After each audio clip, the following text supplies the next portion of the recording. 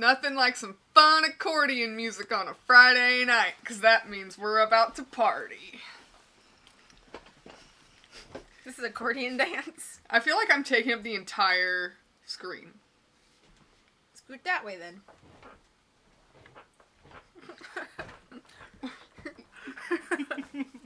That's better. I feel like I'm a little too close too. Well, don't push that back too far because then we won't have green screen. Hello, everybody. Thank you so much for the resub, Spartan. Thank you so much for the host, Riddy. How are you guys doing? Oh, and thank you for hosting as well, Spartan. How you guys doing? It's Friday. It's Best Friend Friday. And I haven't streamed since the last time. It's like we were pausing for applause and there just wasn't any. Thank you for making your mic. Thank you for shouting out Holland. Bananas. I haven't, obviously you guys know I haven't streamed since the last time me and Holland streamed together. I don't like sitting this far away from our snacks. Maybe one day I will stream again on my own. But who knows? Thank you for applauding. Thank you. Ooh, money. I feel like I should mention the YouTube comment that I got the other day, but it's also not exactly appropriate. So. Wait. I sent you a picture and you never acknowledged it. I was at work. But. I did read it. Hold on, let me try and remember what it said. Hi, it's Monkey. How are you? So, I'm gonna say it in the most G-rated way that I can. I got a comment recently on my YouTube channel, obviously, where I put all my streams. And somebody had commented on one of my read streams that I should not use the term thanks for the claps because it means I am thanking somebody for giving me an STD. And I looked it up, and apparently that's a slang term for an STD. And I didn't know that, but I'm also thinking to myself,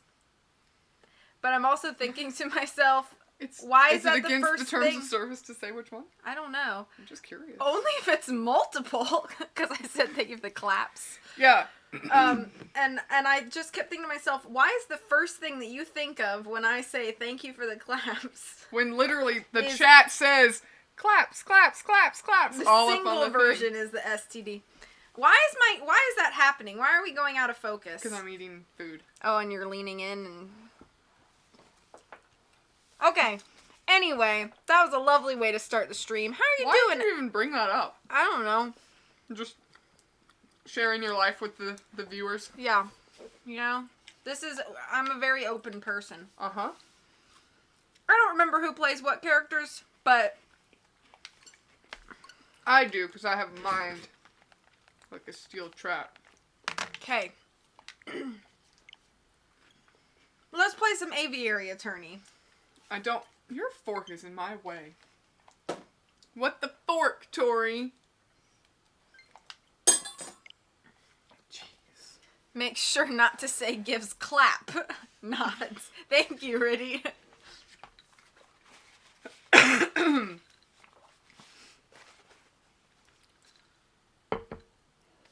I still think that silhouette looks weird. It is weird. Yeah, what the fork? Sorry. I'm helping! Riddy says. Riddy's so helpful all the time. Riddy is always helpful. The most helpful lion I know. Speaking of Riddy, will you message me on Discord your address again? Please and thank you. Your mailing address. Yes. Not your address so we can creep outside your house like some people.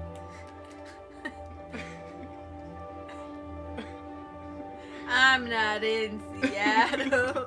Oh no, I'm not going there till tomorrow. Okay, sure. That's fine, yeah. Continue. Continue.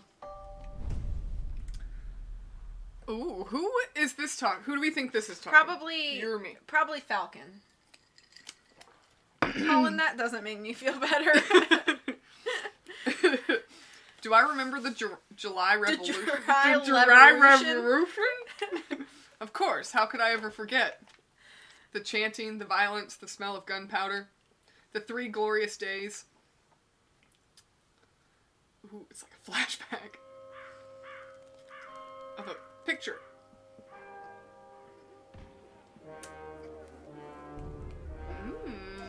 A crime!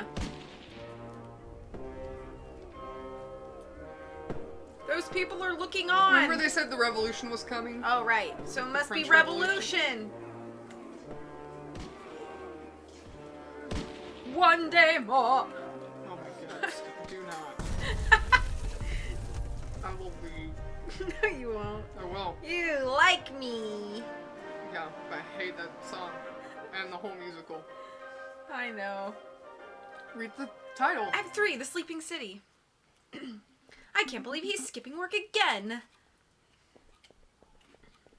I swear, if I find that moping bird brain at Le Canard Joyeux.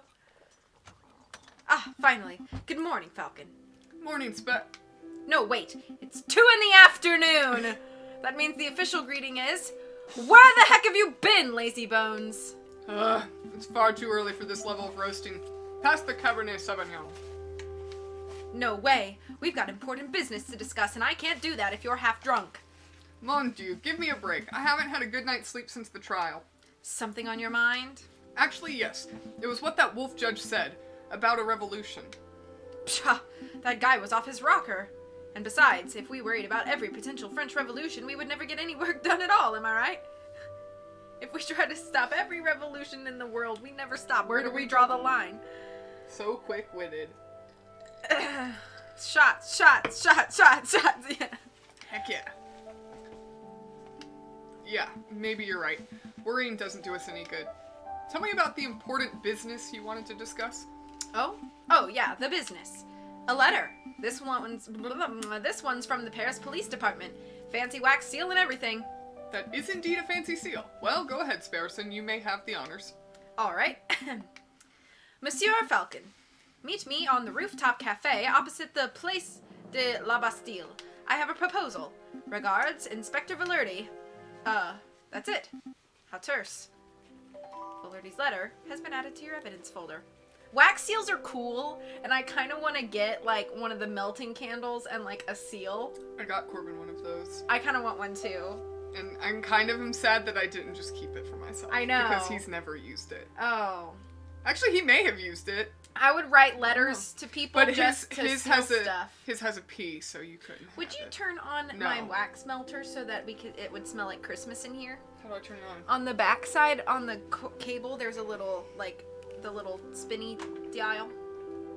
Dial? It'll smell like gingerbread in here. Oh, I want in to a smell minute. this thing first.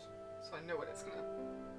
Oh, yes. I Yes. approve. It's gonna smell like a cookie in this house. In this house. In this room. It's kind of like a cookie candle, really, but it's a wax melter. Other way. How do you know? Other way. Because the ridges on the sides line up with the ridges on his head. But it doesn't sit flat. I know. It won't. But yeah, just like that, pretty much. I've made my own stamps before, but never thought to use them with wax. That's cool. Like Well, rubber stamps? The, so the one I give Corbin has a P. Mm-hmm. But I got it in the UK, so if I go back, Yeah, I'll get get me you one. one. Do you want one with a V or a B? A V. Because V's look fancy. They do. On a seal. Well, that's why In the Christmas spirit, yeah. That's why the Biltmore looks so fancy, because there's V's everywhere. That's true. Maybe I'm too excited. No, you should be excited for Christmas. We need some cheer and joy up in this place. Because I have neither. I've also made ceramic. So I sent a snap today because my manager brought her Christmas Mickey Mouse ears, They and she was didn't look like, Christmas. she was at like, all. "Here, you can wear these," and I was like, "Yeah." So I wore them.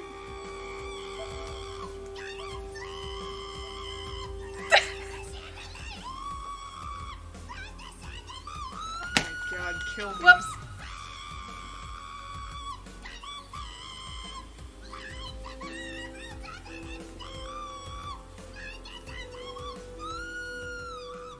Okay, Holland's The most face. repulsive sound. I thought nothing could make me want to, like, cut my ears off more than Adele and Is it- Sia, but now. I love that. I love it. Jeez. Okay, so, yeah, V. Mickey Mouse ears. Oh, yeah, Mickey Mouse ears. So, I, wore them, and I sent Holland a snap, and she was like, why? And I was like, because Christmas cheer!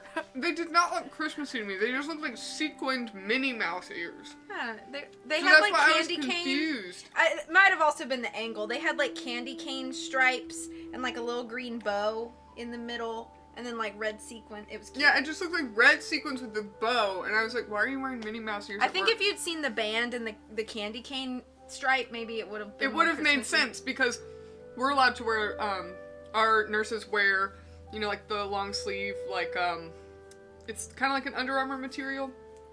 They'll wear those. They have, like, Christmas lights around them and, like, candy canes, like, Christmas trees and stuff. So, and then, one year, somebody brought headbands, and it had, like, reindeer antlers, or, like, 2 candy canes, or, like, elf ears. Yeah. And so we're allowed to wear that stuff during the holidays. Yeah. Oh, I thought she was talking to us. Okay, moving on with the game. A proposal from the inspector. Interesting. Do you have any idea what sort of proposal he has in mind? Not a clue. So, are we going to go meet him and find out? Nah! Nope! I don't know what sort of proposal the inspector has in mind, but we would be foolish to reject it without even hearing him out. Grab your coat. Alright, no dilly-dallying, I like it. Oh, but before I forget, I need to drop by the hospital at some point. What did you eat this time? No, it's not like that. Well, not entirely. I need to pay for the bill from my last visit. Oh, that's reasonable. Sure, we can pay a visit, but the inspector's call should take priority, I think. Who cares about your debts? Not us, apparently. It's January 25th. Okay, I guess we're It's going my to Place de la birthday. Bastille. Place.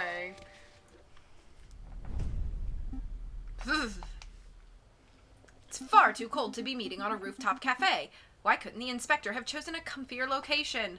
Who knows? Maybe the inspector likes the view because it reminds him of his days... Yeah, reminds him of his days guarding the old Bastille under the Ancien regime. Wait, you think the inspector worked here during the Ancien regime?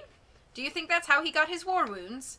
It was a joke, Sparrison. I'm pretty sure the inspector isn't that old. What am I? Oh, I'm Cocorico. I know You're that. Cocorico. Well. Severin, what are you doing here? Settle down, JJ. Just like you, I was invited here by the inspector. What could he want with all three of us? It is hardly unusual for the lawyers and police of France to collaborate. The inspector probably has a big investigative role that requires all hands on deck. Oh, hi, Spartan. I'm gonna scoot this forward a little bit. Roadster! A big investigative role. Sounds juicy. Oh, by the way, did you hear what happened to Judge Romulus? No, what? He escaped from prison before we could even try him. Rumor has it that the wolf bribed his jailkeeper and then fled for the hills. So he escaped justice. For now. But don't fret. Nobody manages to escape the long arm of the law forever. Speaking of which... Am I also Valerdi? Mm-hmm. What voice did I give him? He had like a, kind of like a raspier voice. Ah, good, you're all here. That was it. Excuse me, Monsieur Inspector Valerdi, sir. Falcon and I were wondering, did you get your injuries while defending the old Bastille prison? Don't drag me into this, you fool. I was joking. You impudent whelps, I'm not that old. I sustained these injuries when in the July Revolution, 18 years ago. I was a royal guard, just a lowly peon. The air was thick with gunpowder and blood. Oh, great! Now you've set him off. We were given the order to charge at a rebel barricade. My comrades and I fastened our bayonets. Suddenly, boom! Without warning, a gunpowder keg exploded. My comrades were dead. I was heavily wounded. That's when I looked up and saw a looming figure standing between the gargoyles of Notre Dame. It was the Viridian killer himself. This is a fascinating story, Inspector, but perhaps you could tell us why we are here. Oh, right. Of course. Why we're here. What I am about to tell you is to remain strictly confidential, you understand? It's a matter of national security. As you've probably heard, France is under threat from a certain heinous group. Hipsters! You gotta pick one. Revolutionaries is probably what he's gonna say. Sure. Revolutionaries. Indeed. Rebels. There's a storm brewing in the shadows of Paris. We, the Paris Police Department, have known about it for months, no, years. In every tavern and on every street corner, people talk of organizing protests and overthrowing the government. The king has ordered for public gatherings to be dispersed and newspapers to be censored, but the whispers of dissent remain. No surprise there. If you take away an angry citizen's ability to speak, they will just get even angrier. Indeed, and that's why it's paramount that we find and strike at the heart of the rebel group as soon as possible. For that, I need your help. What exactly do you want us to do? Interview citizens, scout locations, find the secret rebel meeting location that has escaped the eyes of the police. Do we have any leads? Just one. We know that the rebels are having weapons supplied to them by a crooked merchant who's only referred to as the Croque Monsieur. Like the sandwich. What? The croque monsieur. It's a hot sandwich. Cheese, ham, a little bechamel. Throw on some peppers if it's a Friday night. This has nothing to do with sandwiches! Croque Monsieur is the alias of an accomplished and notoriously dangerous arms dealer. In any case, that's everything the Parisian police know. That's everything? That's all you have to demonstrate after years of tracking? Naturally, as a public prosecutor, it's my duty to help the police with their investigative work. I would be honored to lead any and all assistance. Suck up. It's very good to hear, Monsieur Cocorico.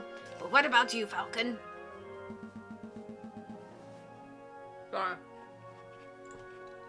Well, to be honest, Inspector, I don't quite understand why you're asking me. I'm a private defense attorney. I work for citizens who get stuck in legal trouble. Rebel hunting isn't quite my forte. You want to know why I'm asking you? Look around you, Falcon. We are surrounded by corruption and incompetence. The judges are bloodthirsty wolves, the jailers are thieving ravens, and the National Guard are sitting ducks. Look at the slackers and dullards who supposedly protect and serve this country. Nobody cares about justice anymore. You saw my shameful display at the previous trials. Those are the results I produce with imbeciles to assist me. But you three, you care. Falcon, I saw you defending Dame Catalina and Prince Juan. I heard of your escapades around the city, frantically collecting evidence and interviewing witnesses. Frankly, you did more investigative work over the last month than I've seen any policeman do in a year. Not including myself, of course. But Dame Catalina... It doesn't matter. You have passion and conviction, and you aren't a total bird brain. By my book, that makes you a fantastic investigator, even if it is not in your job description. So what do you say?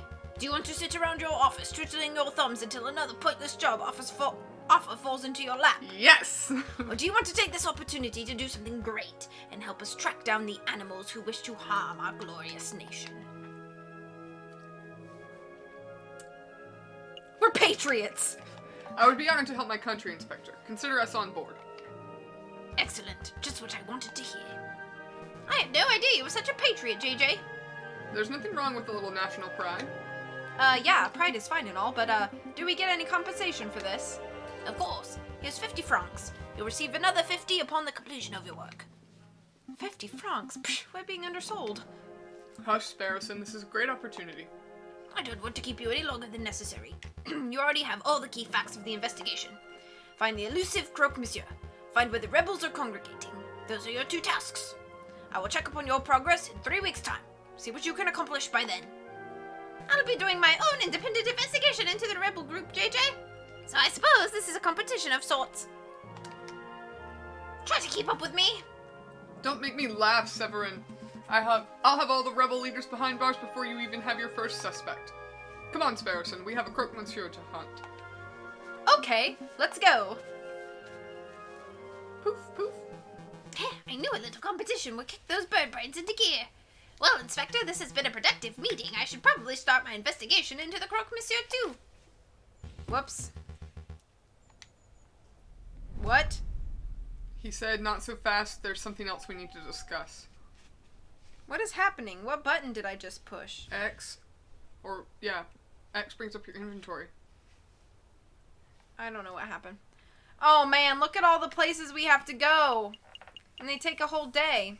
Hi, Age of Tesla. You've missed 20 minutes, that's all. Where should we go? Wherever you want. I want to go to the Louvre. You just picked that because you actually want to go to the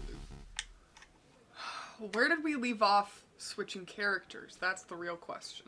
I don't know, but I'm this girl, and you're the German The elephant. elephant. Then do you want me to take the wolf too? Sure. Excuse me, madame. Do you have a moment to talk about the cult of reason? Peddle your pyramid scheme to someone else, bud. I got a kid to feed. Madam, it's not a pyramid scheme. Madam, take a leaflet at least. Well, what about you, monsieur? Would you like to learn about the glorious teachings of Jacques Hebert? Hebert? Sure. Hey, a cult it is. Not today, monsieur. I've already been in my fair share of cults. What? But this cult is different. A member of the cult of reason, huh? Strange. I thought that cult died out way back in the old revolution. Hey, Falcon. That person. He looks like a run-of-the-mill cultist. I can see that, but doesn't his face look familiar to you? Oh, he looks like, Prince Juan? no, or Romulus. Oh, yeah, Romulus. Which he had a different voice than the one I gave him, but... he does look familiar. Actually, the resemblance is uncanny. Shall we get his attention? Uh-oh, he spotted us.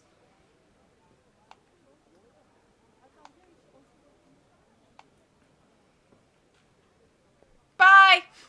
Wait, monsieur, we would like a quick word. Come back! Teach us about the wonders of the cult of reason! He's gone.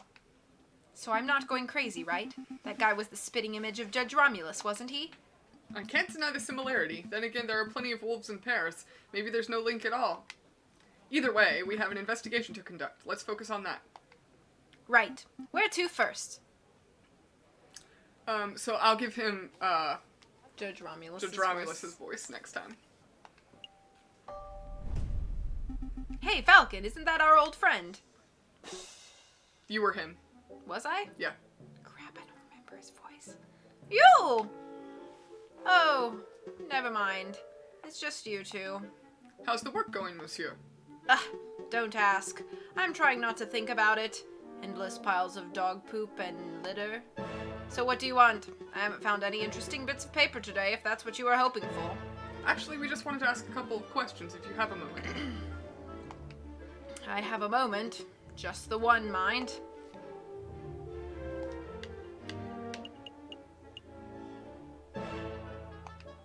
Did you see that cultist in the Place du Carousel? Yep, he's been hanging around all week. Today he tried to hand me a leaflet, so I told him where to put it. And where would that be? What? Where did you tell him to put the leaflet? Oh! Oh, I see. Never mind. Monsieur Rubinio, what would you know about that guy? What's his story? What do you know about that guy? His story? How should I know? He's just a cultist loser. The Louvre attracts those types of crazies all the time. I see. Did you two want something else? Clever to make them wolves, yeah. Monsieur Rubinio, do you know about an uprising? You mean like a rebellion? Yeah, I've heard rumors there are a lot of uneasy people in Paris. What kind of rumors? Nothing specific, just that there's a group planning to form a huge protest before the end of February. Some say it might go violent. If you were wise, you would probably fly out of the city as soon as possible. So people say. Do you plan on leaving? I couldn't if I wanted to, no thanks to you guys. But in any case, I'm sticking around for the photograph opportunities. Wartime photography. Imagine the possibilities. Sounds dangerous. Sounds like a good way to get hit by a stray bullet. I guess, but all that danger just means it'll pay really well. I've thought this plan through. Evidently. Anyway, did you want something else? No, I think we're good. That's all. We'll let you get back to work, monsieur.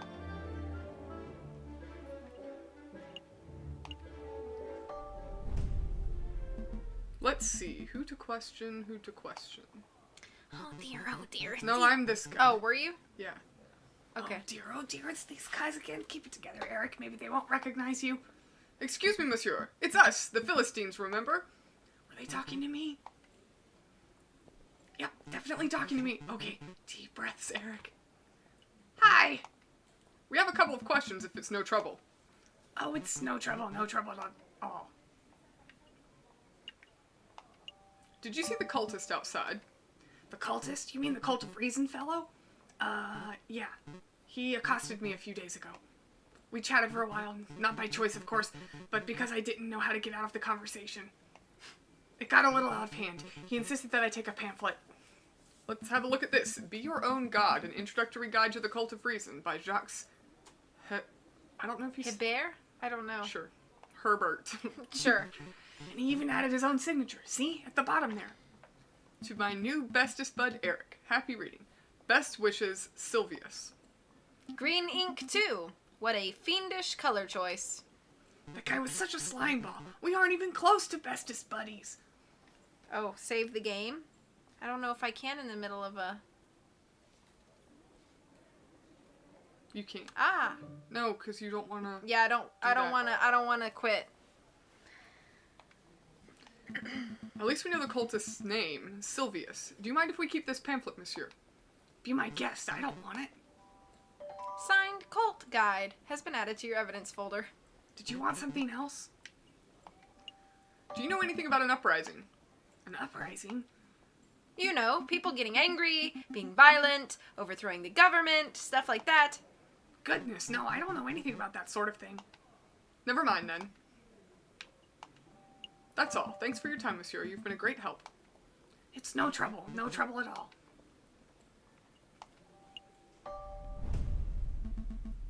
Back in the old Salle du Tibre. I still don't see anybody around to interview. Yeah, I can't imagine this room being of any use to us, unless we need any priceless Roman artifacts, of course. Okay, guess that's that. Are we all done looking around the Louvre? Yep, let's call it a day. Yep, let's make a move. Good call. We can always come back later if we've forgotten something. Okay, now we're gonna move to the next day. A new day. Okay, you pick this time. We have those 3 over there, too. Oh gosh, we do. Let's do... Let's do R&M.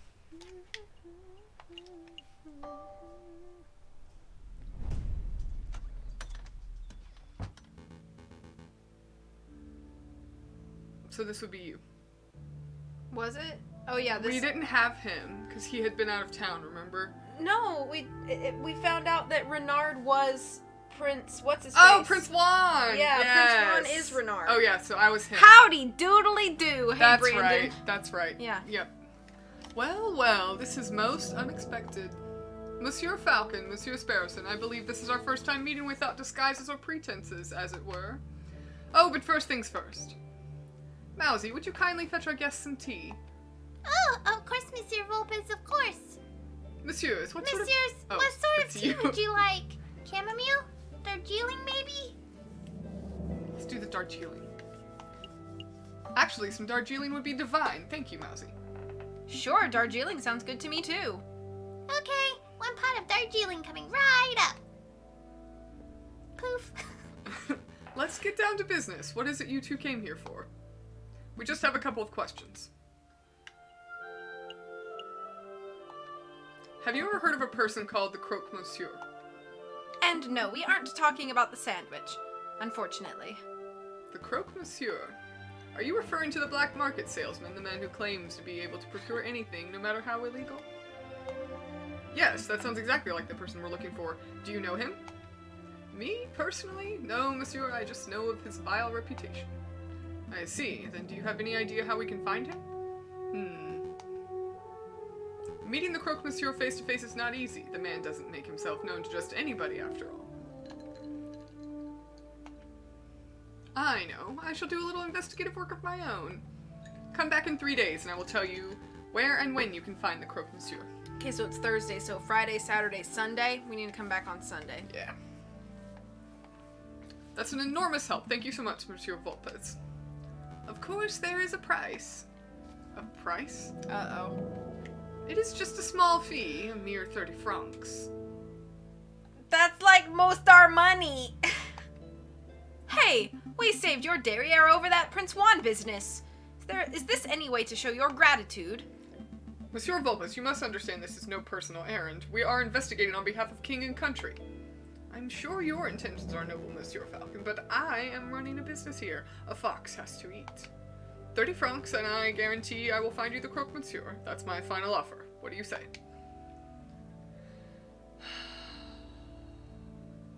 Well, technically, that's like a third of our total Because fee. we're gonna get another 50. Yeah. But could we do it ourselves? Could we find him ourselves? I think this is the turning point of the game here. I know that this game has 3 endings. And I don't know if it's this case or if there's another case after it that's where the split happens. But I know that this game splits into 3 different pathways at some point.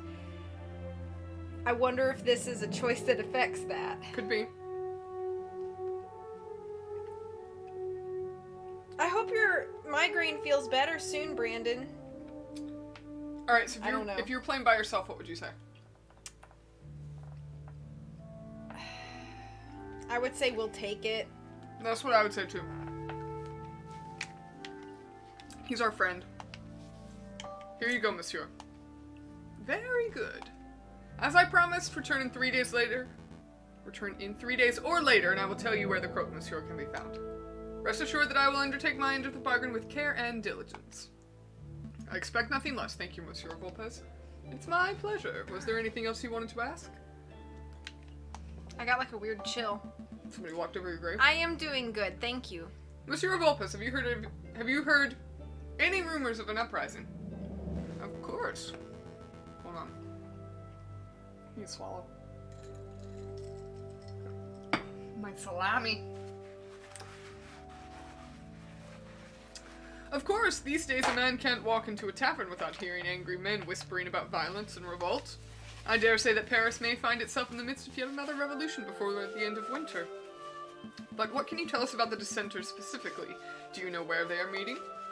I'm afraid I only know what you can read in the papers, monsieur. I know anti-government protesters were meeting out in the open until the government clamped down on large public banquets. With the banquets gone, who knows where the dissenters went? I see. Perhaps I can assist you with something else? That's all. Have a pleasant day, Monsieur Volpes. As to you, messieurs. Our tea! The tea's ready, Mr. Volpes. It's ready. I'm afraid you're too slow, Mousy. We should have stayed at Why cup of tea! Poor Mousy! Mousy doing all the work around here. Oh, bother. Oh, poor Mousy! You know what? I would drink your Darjeeling tea, Mousy. Oh, bother. Oh, bother. Oh, bother. Oh, bother. Oh, bother. Bother. Bother. Oh, bother. Oh, bother. Oh, help and bother. Help and bother. Bother. Double bother. How long is this going I think for? that's it. Okay.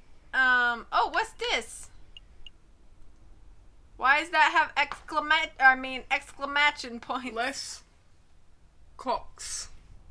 Cokes. I don't know. Go to that one. Oh, Those are are the the time-sensitive ones. No, those are the Optional. yeah, the cutscene. What a view! You can see the July column so clearly from up here. Ah, Cocorico, you're already here. You have news about the Croque Monsieur, or is this about the other matter? Here you go, has requested the full register of those who entered Paris Law School and the full list of graduates. Very good. Let's take a look. Now, could you please tell me what this is about, Inspector? What exactly are you looking for?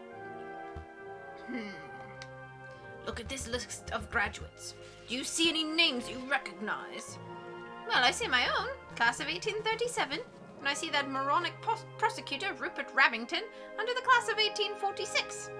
Oh, and there's J.J. Falcon's name under the name class of 1832. Very good.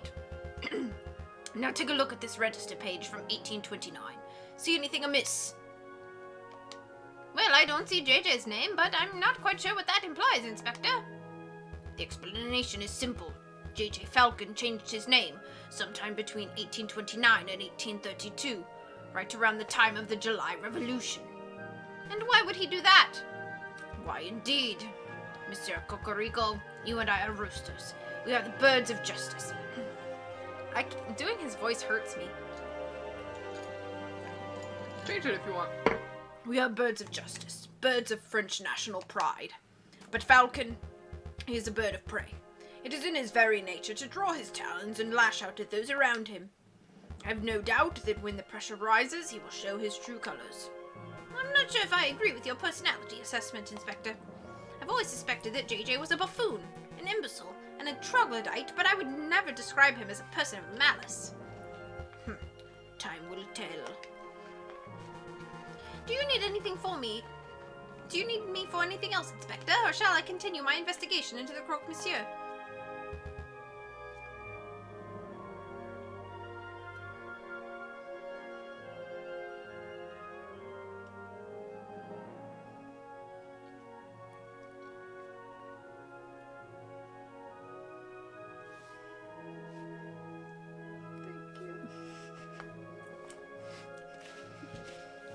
I didn't know you ate so much more of it. Sorry. I thought I was gonna have time. I thought you were done. I'm sorry.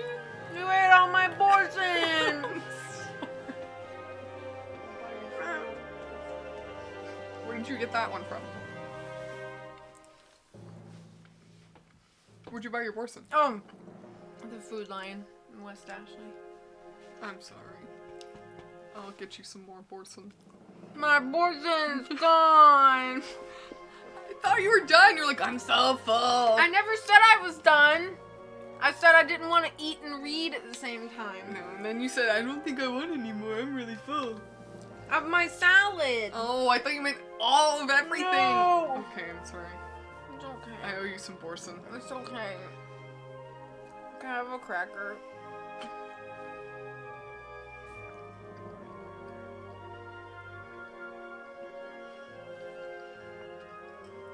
There's one more thing. Take this. A pistol? No, thank you, Inspector. These are dangerous times. If you face a violent threat, you cannot hope to defend yourself with that riding crop of yours. I'm well aware. I just find that he's wearing a knife. He has a sword. I just find that these ghastly things tend to escalate situations rather than mitigate them. That's what everyone says during peacetime. Take it. Thank me when it saves your hide. Fine, I'll keep hold of it. Well, Monsieur Cocorico, you have been most helpful. I'm just doing my duty. Good day, Inspector. I don't hate Cocorico.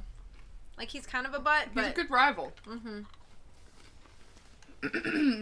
my turn to pick? Yeah. Except We're going to Chocolate Town! Oh, yeah. Chocolate time! Welcome. Ah, it's you two again. I like how you just get super loud when you're this guy. He's an elephant. He has a loud voice. I don't want that right now. It's fine. No, it's fine. Oh, it's Monkey. You're good. Oh. You remember us. I guess that's no surprise. Of course I remember. You are the messieurs who ask many questions and buy little chocolate. Sorry, I'm afraid we have more questions today, Monsieur Hagelslack. Thanks for being patient with us. You sell chocolate to a lot of people. Have you come across any unsavory characters Thank you, in your Spartan. occupation? Spartan redeemed fixed your posture. Of course. One time I was hiking through the mountains of the Netherlands, and I was accosted by an overzealous tulip salesman. I threw a fistful of Dutch rubles at him and made a hasty retreat. I can't help but wonder about the legitimacy of Lander's stories. But for some reason, his tangential rants don't bother me. Let me be more specific. We're looking for a person called the Croque Monsieur. Does that name sound familiar? No, monsieur. Okay, bye! Have you heard any rumors of rebellion in Paris recently? Why, monsieur, there are always rumors of rebellion in Paris. The citizens whisper in the shadows, the bourgeois cower in fear. Yes, but have you personally heard anything specific? No, monsieur.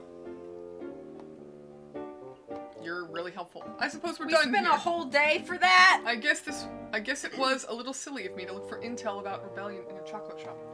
I am Perhaps I trying could to help you with something else, monsieur. I am trying to improve my Like posture. what? Well, you may have noticed that this is, in fact, a chocolate shop. I am of much better service as a chocolate salesman than a rumor monger. Ah, of course. I'm looking to buy a box of chocolates for a friend. May I have a recommendation? Could it be? Am I the friend, Falcon? Is this a gift for me? Certainly, monsieur. If you are looking for something romantic, then perhaps an elegant heart-shaped selection from Tuscany would suit you. Romantic, you say? I don't feel that way about you, Falcon, but how could I decline such a scrumptious gift? No, that wouldn't work. Do you have anything that would be suitable for any occasion? Ah, then perhaps you want this box of 20 creamy chocolate swirls from London. They are very sweet. I just realized Nobody something. can resist. Lander is the Augustus Gloop of this game.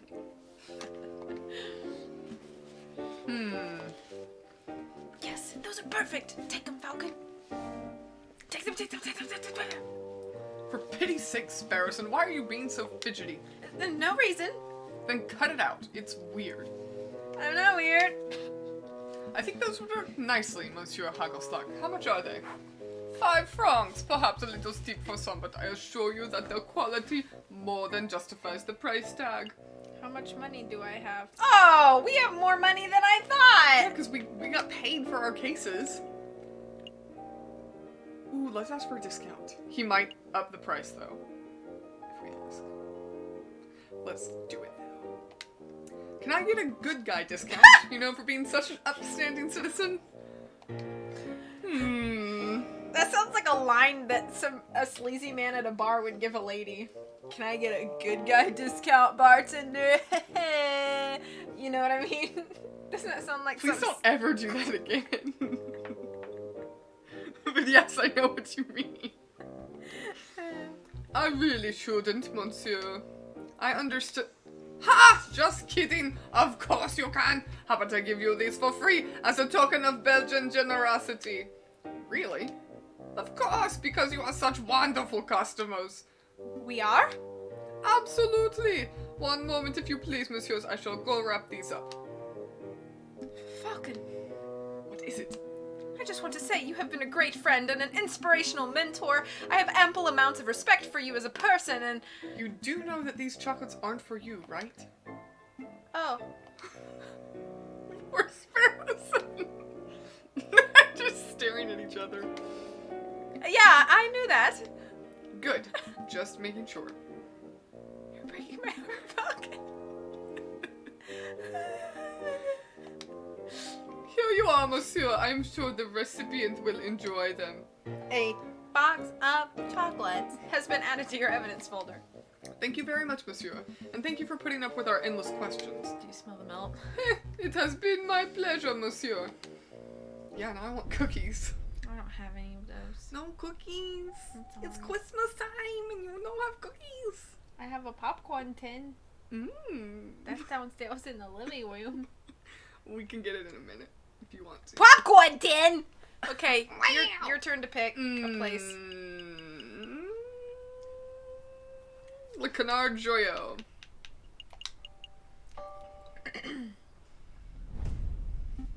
No! No drinking, bad falcon! Calm down, Sparrowson. I'm just here for information. Taverns are the first place people go to moan about the government. Therefore, they are the perfect rebel breeding grounds. Oh, that makes sense. You might want to close the door. You can get your popcorn tin. Do you want me to? Do you want it? I don't. No? Do you? No, it's okay. Did you close the door? Yep. That is Holland. That little puppy eating food. You know, I do a lot of work on these streams. I'm amazed that. Ah, it's you two! What will it be today? Wine or beer? Oh my god. That scared me so bad. I'm amazed that for all everyone else takes to rip you off, the elephant, 1, thinks 5 francs is expensive, and 2, will just give you the chocolates for free. I'm afraid it's just questions for now, Madame Quenelle. We're looking for a man called the Croque Monsieur. Have you seen him? No, that name doesn't sound familiar at all! Okay, have you heard any of your patrons bad-mouthing the government? Of course, this is a tavern, hon! If people couldn't come here to grope and talk politics, where else could they go? That's true, but has anyone stood out? Well... just between you and me, Don't get close to me, lady. the pair on the drinking floor have been acting very shifty. Why are you leaning? Because she's leaving. Brady says, I came here to grope. Now, I'm not saying they are or they aren't rebels, but they're doing far too much talking and not enough drinking, if you know what I mean. I think I do. Thank you, madame. Let's see, where to go? Let's get out of here. This one's you and I was... No. Wait. No, I I'm think this you're- one and you're the yeah, dog. Yeah. Oh, what voice did I give him? It was more like a Cockney kind of something, I think. Like I real. think it was. Man, after doing It's like hers, Howard's it's hard to mom from switch. Big Bang Theory.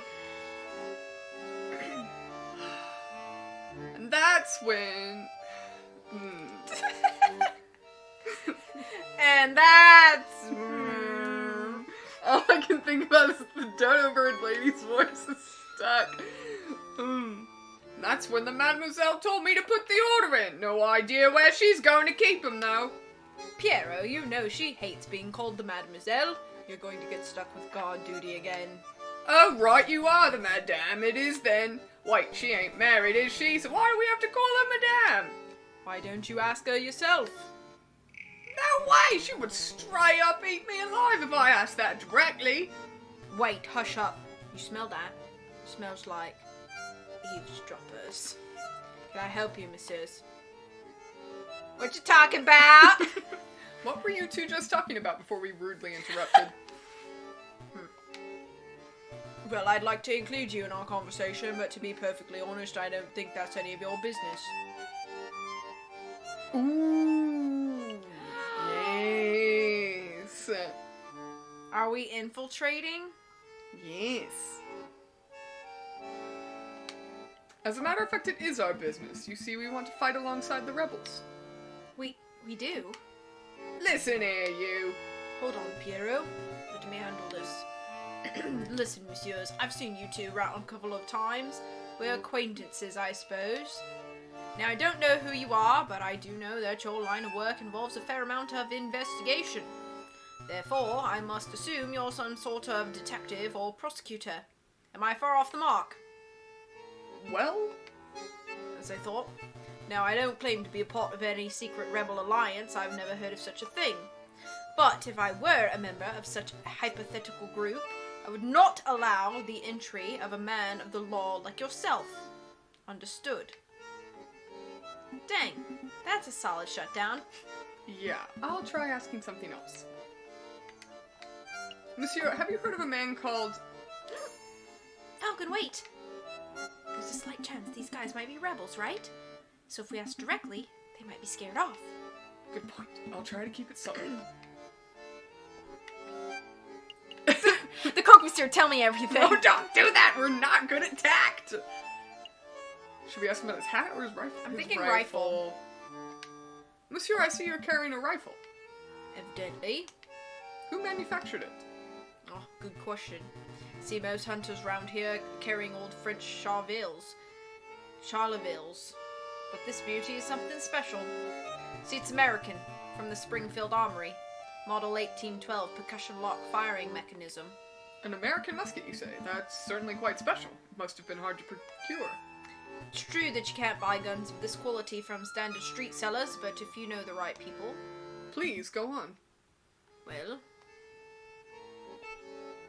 Okay, listen carefully. You didn't hear it from me, but to meet the Croque Monsieur.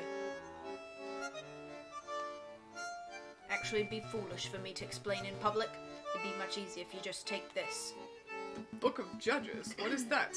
What is this, some sort of law book? Book subject is not important. Just take it. Oh, I see. It's the Book of Judges, from the Bible. Old Testament stories of God smiting people and stuff. I appreciate the gift, monsieur, but I'm not religious. No am I. Then why are you... Just take it, you idiot! Bible books are what we use to pass around in code phrases, don't we? Code phrases? Pierre, please. I'm trying to be low-key, and I can't do that if you're mouthing off with that big beak of yours. Right you are. Try to forget what my friend said. Just with a little searching, and with the contents of that good book, you should be able to get what you desire. Is that a religious metaphor? No, monsieur. I'm being very literal. The Book of Judges has been added to your evidence folder. Yeah, Piero, tact and finesse. Well, thank you very much for the gift, monsieur. But to be honest, I have no idea how this is supposed to lead me to our gun salesman. Ah, I see. Well, I hear that there's an excellent friar who performs Bible readings at the Notre Dame Cathedral. Perhaps if you show the man your new book, he'll be able to find you a particularly spiritual passage. Are you sure that this isn't all a religious metaphor? I feel like you're trying to convert me. I assure you, I'm as secular as they come, monsieur. Friar at Notre Dame Cathedral. Thank you, monsieur. I'll make a note. Was there something else you wanted? Thank you for your assistance, messieurs.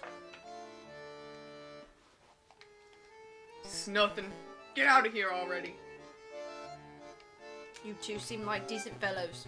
You shouldn't get involved in this rebellion business. Just do whatever you need to do with the Croque Monsieur and get out of Paris. That's what a smart person would do.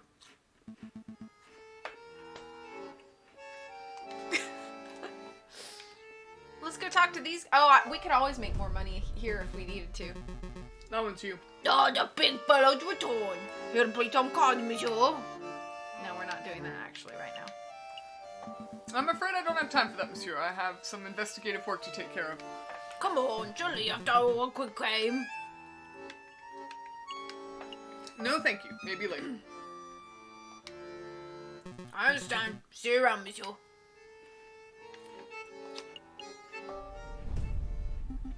Are we ready to hit the road? I think so. Yep, let's make a move. So do we have a new place to go to now? Maybe, but we can also go to what's-it-face. We can go back to R&M. Oh, right, because it's Sunday. Let's talk to him first and then maybe go to Notre Dame. Which one do you want to do? Let's go here. And if they make Mousy do tea again that we don't get to drink. Monsieur Volpez, you've managed to dig up some good information, I trust. Hey, Jocelyn. There is good news and there is bad news. Hit me with the bad news first. The Croque Monsieur refuses to speak with anyone who does not know a secret password. And I'm afraid I was unable to procure that particular password. I see, that is a problem. So what's the good news? If you want to meet the Croque Monsieur anyway, I've learned that he lurks around the Rue des Marmosettes on Friday evenings. The Rue des Marmosettes? Oh, the Monkey Road by Notre Dame. That's easy enough to get to. I apologize that I could not be of more help. It's no problem at all, monsieur. You've given us a fantastic lead. Rue de Marmosets on Friday. I'll be there. And this password shouldn't be too hard to uncover. We just have to find someone with a loose enough tongue. I shan't delay you two any longer. I'm sure you have a lot of investigative work to do. That we do. Thanks for all the help, Monsieur Volpez.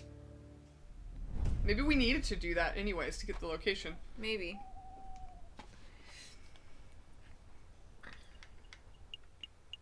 No, it's over here. Well, we have to go to Notre. We don't know the password, so there's no point in going. And it's Monday. So we can't. We need to go there on Friday, and it's Monday. Oh, is that what he just said? Oh, yeah, duh, Friday. Yeah. So we might as well go here. Yeah, and get started. Maybe eventually we'll follow the breadcrumbs till we get a password. Falcon and Sparrowson step into the grand atrium of Notre Dame Cathedral. Scaffolding lines much of the crumbling outer wall.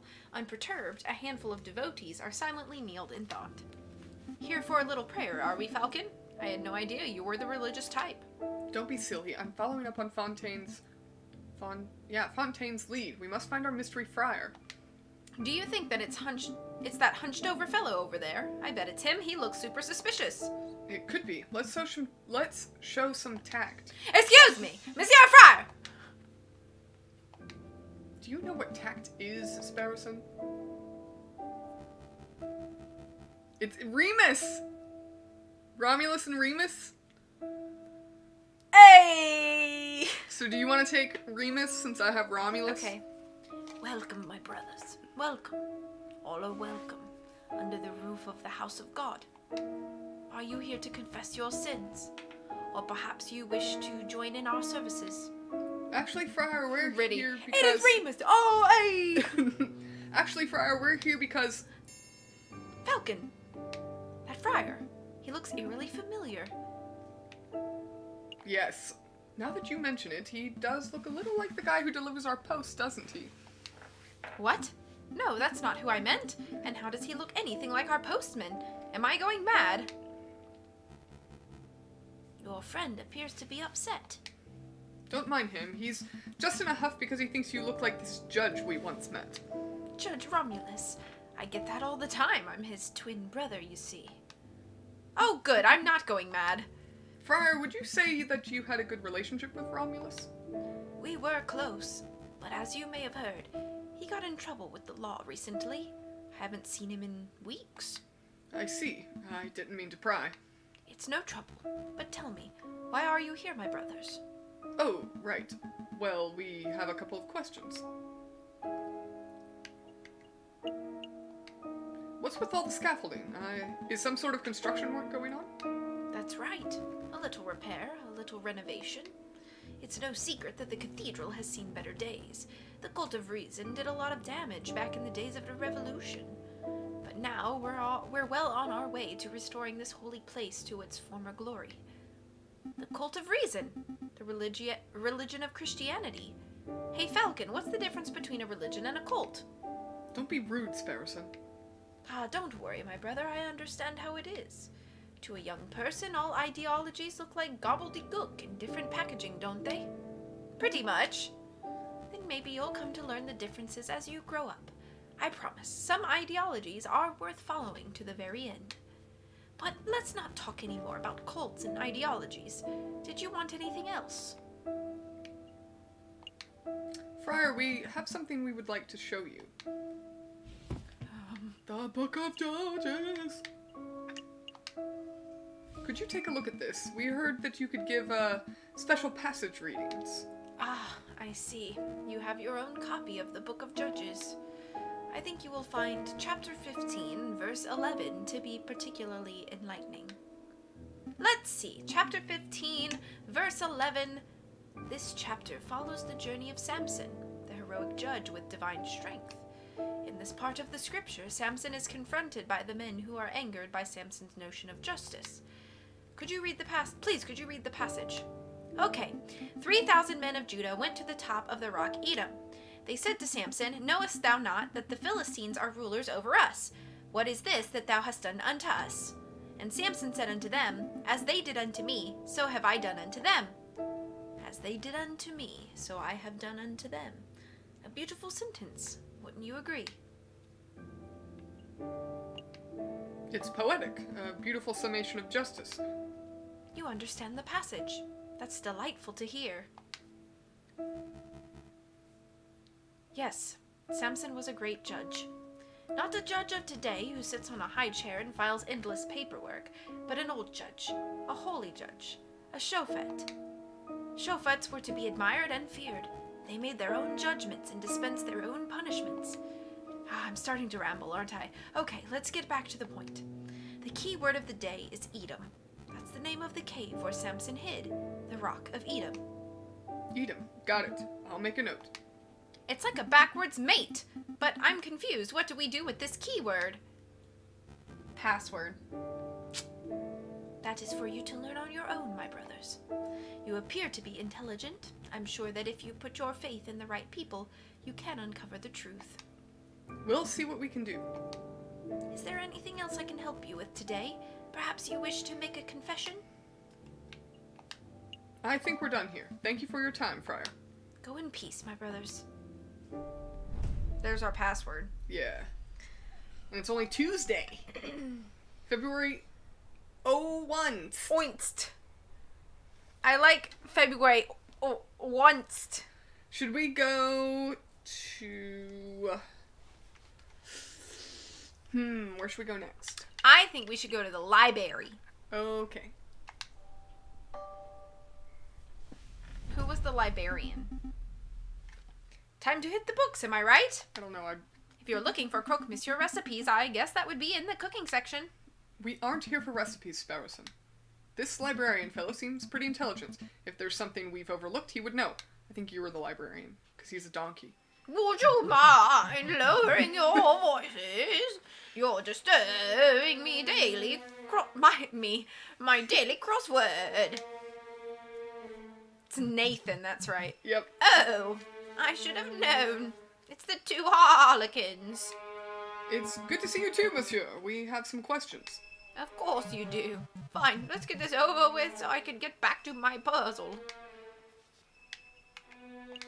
Have you ever heard of the croque monsieur? The sandwich, of course I've heard of it. No, I mean a person with that name. No, that doesn't ring any bells. I'm familiar with the Earl of Sandwich, if that is any help. Wait, you can become an Earl of Food now? I'm in the wrong profession. Never mind. We'll try something else. What can you tell us about an uprising? An uprising? Would you care to be more specific? A Paris uprising. You two cannot be serious. You want me to talk about every rebellion, revolution, and revolt that Paris has ever been through? We would be here all night. What about an uprising that hasn't happened yet? A future uprising? I read the newspapers, messieurs. The government tries to strangle the media, but the truth shines through the gaps of censorship. The citizens' contempt for our current leaders is blatant. A future revolt is a very real possibility. That's all I know. I see. Let's try asking something else. Or not. Clearly we're barking up the wrong tree. Thank you for your time anyway, monsieur. I bid you good day. Day. Kind of sounds like a goat. I'm not trying to make him sound like a goat, but it's hard to speak English words and try to, like, whinny, you know? Yeah, I know. Your turn to pick. I gave off in my head. What song? It's a day 6 song. I'm serious. Okay. Go to that one. La Salpêtrière. It's the hospital. Sparrowson needs to go and Oh, pay we his have bill. to pay our bills. There he is, Sparrowson. Go ahead, say what you need to say. Excuse me, Dr. Falray. I think I was him. Yeah. I just wanted to thank you for, giving me an antidote and, making me well and stuff. It's no trouble at all, Sparrowson, wasn't it? Of course there is the small matter of the debt. Right. Let's see. 1 hospital bed, 1 dose of specialized antidote, expert medical care from the attending physician. The total comes to 500 francs. Falcon, can I get an advance on this month's pay? And next month's and maybe the months after? Calm down, Sparrowson. I'm sure the doctor's a reasonable man. He will surely allow you to pay in installments. Of course not. Of course. Oh, thank goodness. With my current wages, I should be able to fully pay off the debt by the 20th century. Hey, your pay isn't that bad. Now there's no need for quibbing. I have a suggestion. You messieurs are lawyers, yes? If you do some pro bono work for me, I may be able to knock the bill down a little. Maybe to say 100 francs. Still a lot. Oh, that sounds much more manageable. What kind of legal work do you have in mind? Debt collection. Sounds time-consuming. But is that refusing? And then we'll have to pay him 500 francs? Let's say fun. Okay. That actually sounds quite fun. It would be a nice change from this croque-monsieur nonsense. Yes, give us the details, Doctor. There was a man I treated for a small injury.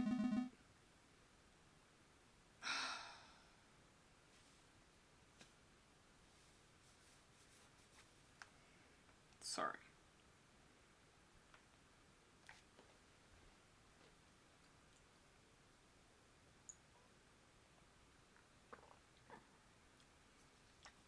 Everything okay? Yeah. I've just stopped somewhere on my way home and I don't want to. I've forgotten what...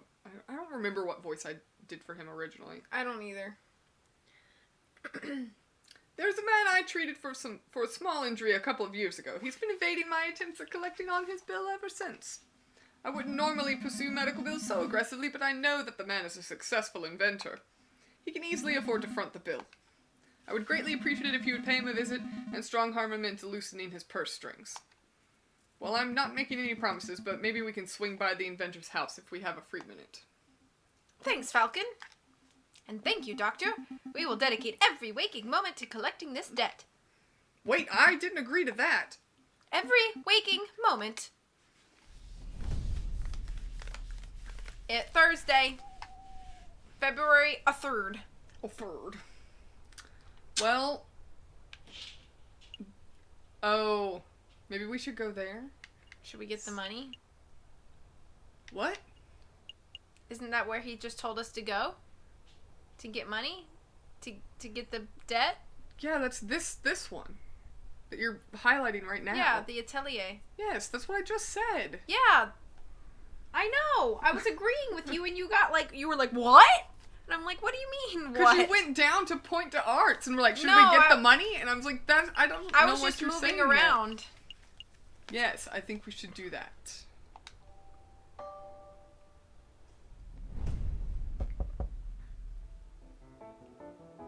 Is this you or me? I You were just did the fryer. Come in. Are you Monsieur Gustave Chauvet? Trovet? I am, and you are?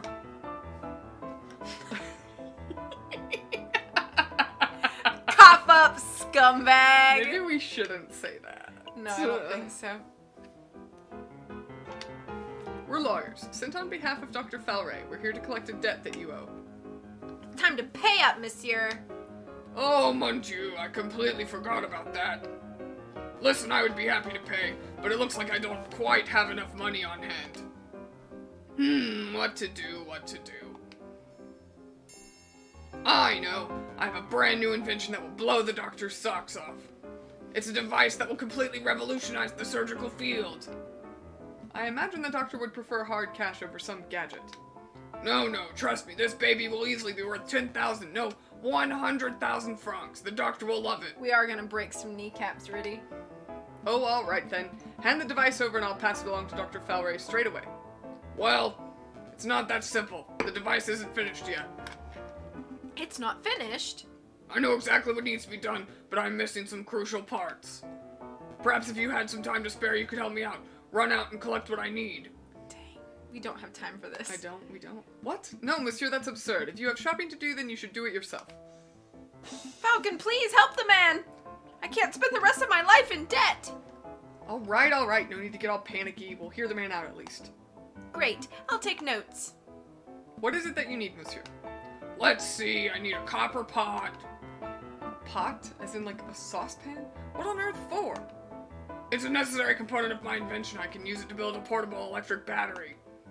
You see, when a zinc rod is suspended in sulfuric acid accompanied by a copper surface, a current is generated. Save me your scientific mumbo jumbo. One metal pot should be trivial to acquire. One Copper pot.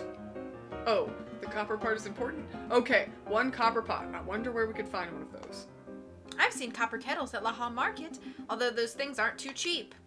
I can't help but feel that I saw a copper pot somewhere else. What else? String. High-grade string to bind some components. I can't do this voice, it's hurting my voice. I know, I feel that. High-grade string to bind some components of the device Give me together. a pin. Yeah. Are you making a list of what we need? Yeah. Copper pot. String. High-grade string. To bind some components of the device together. Seems simple enough. I imagine Le Hall's Market would have that in abundance. Can we really afford to blow our whole budget at the market, Falcon? Surely there's a cheaper way to acquire string. Look, I have a loose thread on my jacket. Take it. The string must be higher quality than that, monsieur. I need something that's fishing line grade. Ooh, we can go to the Arc de Triomphe. No. The bridge. Yeah, where the kingfisher is. Yeah, write that down. Because I bet you they're not going to tell us where we can get this stuff cheaper. Where did we see a copper pot? I don't know. Not either. Maybe Mousy has one that he made tea with. Maybe. Was there anything else that you wanted, monsieur? Some books, confectionaries, alcohol, groceries, perhaps? No, that's everything. All right, I've got it all written down. Oh. Okay. I feel a little conned. We came here to collect on a debt and left with a shopping list. We're going to follow through and get Monsieur Trouvé's items, right? We'll see. Remember the king's testimony in Prince Juan's trial. Nope, that was a long time ago. Yeah. I'd like objects just Okay, like we these need to objects, go- except different. The Rue de Marmosets. Because it's Friday. Yeah. And that'll take us a whole day. So if we don't go there, we'd miss it. Oh my. Is that him? It must be. Excuse me, monsieur. I don't recognize yous, fellas. What's the password? The password?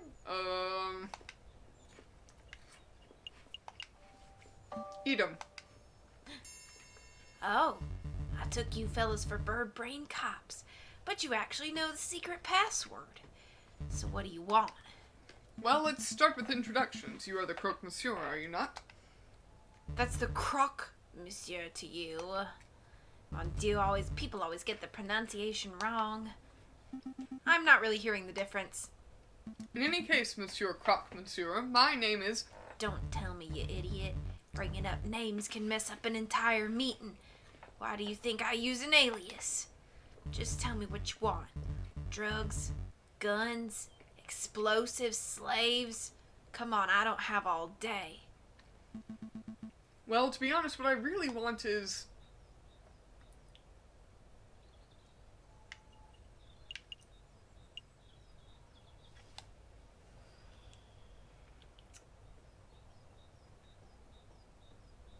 We might get to say something more than once, but we're here for information, right?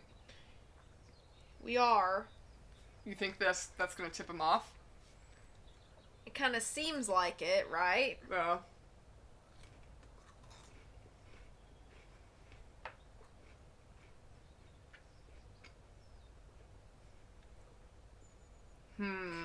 I kind of am leaning toward a fancy gun because it was our in with With the- Fontaine to try to get and he ended up giving us information about him. Yeah. So there must be some sort of connection. I think so too. Let's hope this isn't All right. wrong. A fencing gun. I need an exquisite firearm that can be bought from any old gunsmith or merchant.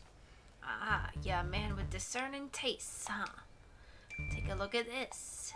It's my own custom manufactured masterpiece. The greatest pistol in the world. Double-barreled, ivory handle, percussion cap, of course. Takes mini ball ammunition, so it's super accurate. It's certainly quite something. I'll give you this one right here and now for 500 francs. 500 francs for one gun? It looks nice, but it can't be that good. Listen, this is a one-of-a-kind gun. Double-barreled mini ball pistol. That's cutting-edge technology. Frankly, you're robbing me blind at 500, so you gonna take it or what?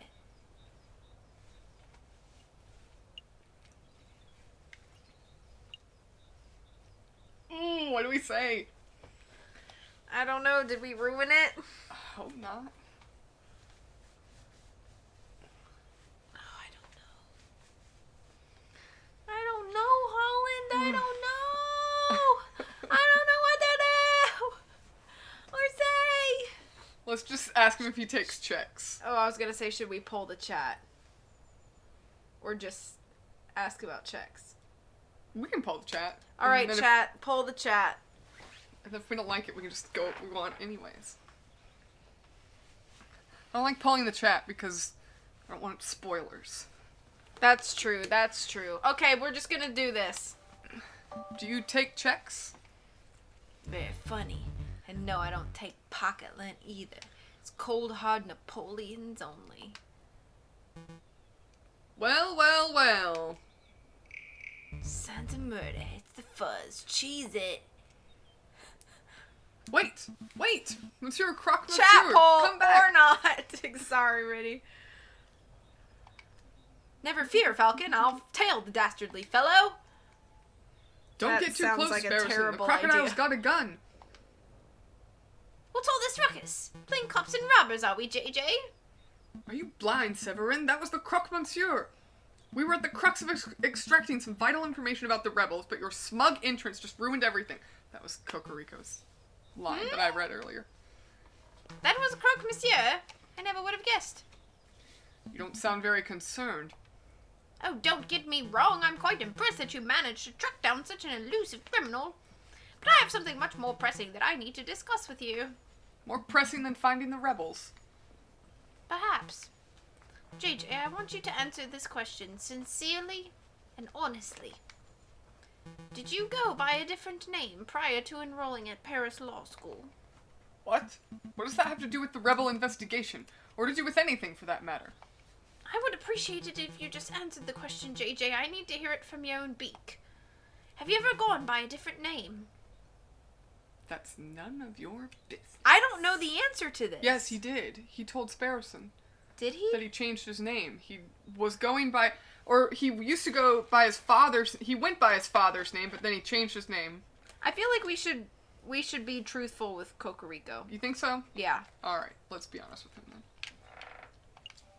I don't deny it. A man has a right to change his name. Indeed, a man does have that right, but why would a man do such a thing? I don't appreciate your accusatory tone. You sound just like Inspector Valerti. Wait, that's it, isn't it? The inspector ordered you to dig up some dirt on me, didn't he? Answer me, Severin. What is going on? What did Inspector Valerti say?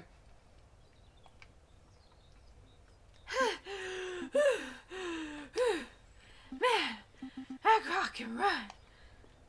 It appears you two are making solid progress with your investigation into the rebel group. I'll be sure to let the inspector know. Where are you going? We haven't finished our discussion, Severin. We have. I've learned what I came here to find out. Good day, JJ. Good day, Sparrowson. What? What's that all about? It doesn't matter. Severin's just poking his beak where it doesn't belong. Nosy blighter. So tell me about your little adventure, Sparrowson. You lost the Croque Monsieur, I take it? Yeah.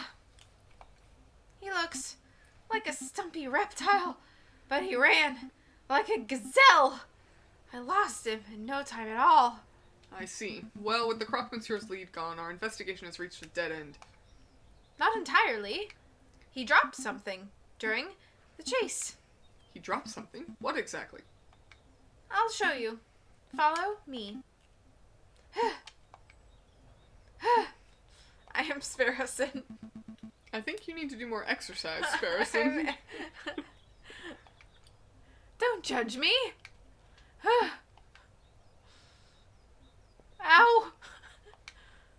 Ow. Ow. Mon Dieu, what is it now? Muscle cramp? No, my foot's hurting. I think I got something in my shoe. Well, grit your beak and bear it. This is around where you saw the crocodile drop something, right? Yeah, somewhere around here. Then let's put our investigation hats and find whatever it is. That in the middle of the road? Yeah, this. This is the thing that Croque Monsieur dropped. It's a list. 40 muskets, 20 pistols, gunpowder, 3,000 musket balls, to be delivered to the sleeping city. This is an invoice. I don't see any names on here, but given the contents and quantities, the goods are probably intended for the rebels. Excellent find, Sparrowson. It was nothing. But the sleeping city, where could that be? That's me in 7th grade. I had PE right after lunch. Oh, that's a terrible That sounds miserable. That sounds terrible. Well, it's a city that sleeps a lot, so somewhere in Spain would be my guess. I'm pretty sure that the location is not a literal city. For one thing, we already know the city where the rebels are gathering. It's right here in Paris. The sleeping city is a code phrase, like a riddle. A riddle, huh? Hmm. Well, I'm stumped, and is getting us nowhere. We must find someone who can solve it. We need a person who is knowledgeable about all manner of riddles and puzzles. And know-it-all, huh? Precisely. In the meantime, I'll file this away for safekeeping. Okay, the invoice is in our evidence folder. Do you think the croc dropped anything else?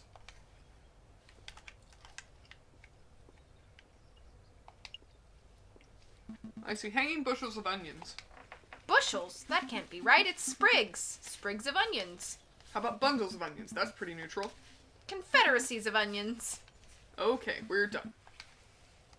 Flocks of onions. We're done. Menagerie of onions. The sign is difficult to read. The paint has faded. Trottle fruitier? The worst day. Twickle The worst day it was That was when I you. forgot we were gonna do the mile and I had a big lunch. Oh no. Oh. There's no way it says that. You just made those words up. All words are made up, Falcon. He's not wrong. Does that street lamp look broken to you? Yep, I think all the lamps on this street have been vandalized. The ground is covered in glass from the broken panes. Not planes. Oh! That explains why my foot is hurting. It does? There's glass in the sole of my shoe. I must have trodden on some shards while chasing after the croque monsieur. Croque monsieur. Oh no, my good shoes are ruined! Well, I wouldn't say good. You paid 20 cents for them. File this away in the evidence folder. You want me to file away the broken glass? Yep, I'm filing an official formal complaint to the government. Their faulty street lamp has ruined my shoes and I am owed compensation. I think government officials have better things to do than worry about your 20-cent shoes, Sparrowson. We'll just see about that. Are you satisfied? We have real evidence to find. I think I need to take my contacts out because my eyes are very dry. Oh, wait, what was that? So after we're done, I'm gonna, Okay. with investigating, I'm gonna take my contacts out real quick. An empty cart. Somebody has scrawled the word Descartes on it. The owner's name, perhaps? I don't think so, Falcon. See the graffiti on the wall behind you? Des Wall? Somebody thinks Des funny.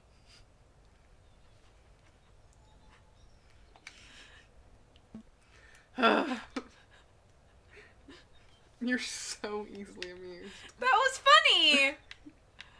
Sparrowson is funny. Noah's Bar. All animals are welcome.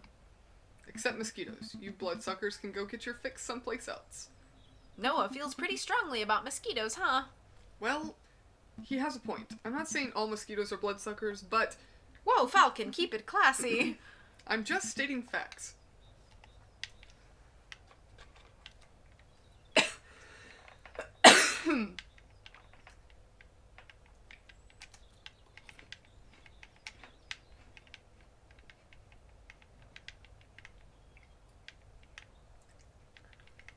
Okay, Is that everything? think so. I think we're done here. It's funny because it's pronounced Descartes. Oh, You want to get, put your glasses on. yeah. Be right back. Hello, everybody. You're stuck with me now.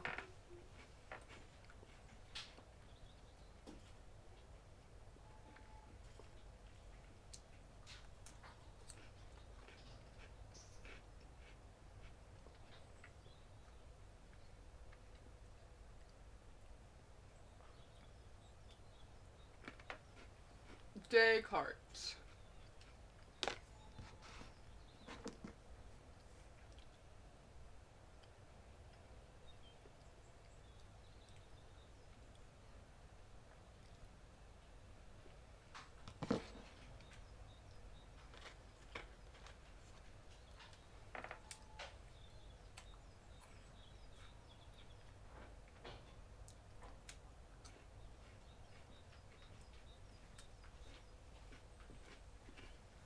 Welcome back. Thank you. Okay, I guess we can always come back if we think we've forgotten something. A new day. Oh, I knew something we Okay, could watch. so let's go. We can watch this though, otherwise it'll Oh yeah, expire. let's do that. La Lion. Is the room to your liking, mademoiselle? Is this you or me? This is a new character, so. Yeah, Oh, I guess it would be me. because I Because you did just did the. the guy, and then wait. You did Croque Monsieur. So I would do this one. Oh, did we go to the. Oh, yeah, you're right. Don't call me that. Ah, my apologies, madam. But what are your thoughts? Is the room suitable? It's dark, cramped, and more than a little macabre, but it will do. Excellent. I've hired private security to guard the entrance 24 hours a day. Rest assured your weapons are safe. Tell me, Friar, are we doing the right thing? Of course we are, madam. There cannot be change without bloodshed, no revolution without revolution. Surely you aren't having second thoughts. Of course not. I want nothing more than to serve justice to the corrupted rulers of this country. But when the time comes, I'll be the one to pull the trigger. She's cool. Okay. Alright. Let's do... We We need- gotta find... Do you think he would have. No. Duh, that's who we're looking for. Do you think he would have a copper pot at the Chocolate Emporium? Maybe? Also, where do we go to get to the... Is it the Point to Arts? Where the bridge is? Or is it in the... Yeah, this is the newly built bridge. That guy might have some fishing line. Yeah. The Kingfisher. Yeah.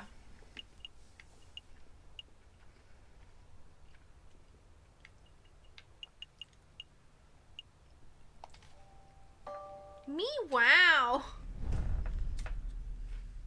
You're this guy. Well, if it isn't the rude lawyers. You know, you owe me, big guy. I owe you? Yep, my fishing line snapped when I dragged you out of the water the other day. I had to buy a new reel. So the way I see it, you owe me 2 francs for the fishing line and 1,000,000 francs for saving your life. I don't have 1,000,002 francs.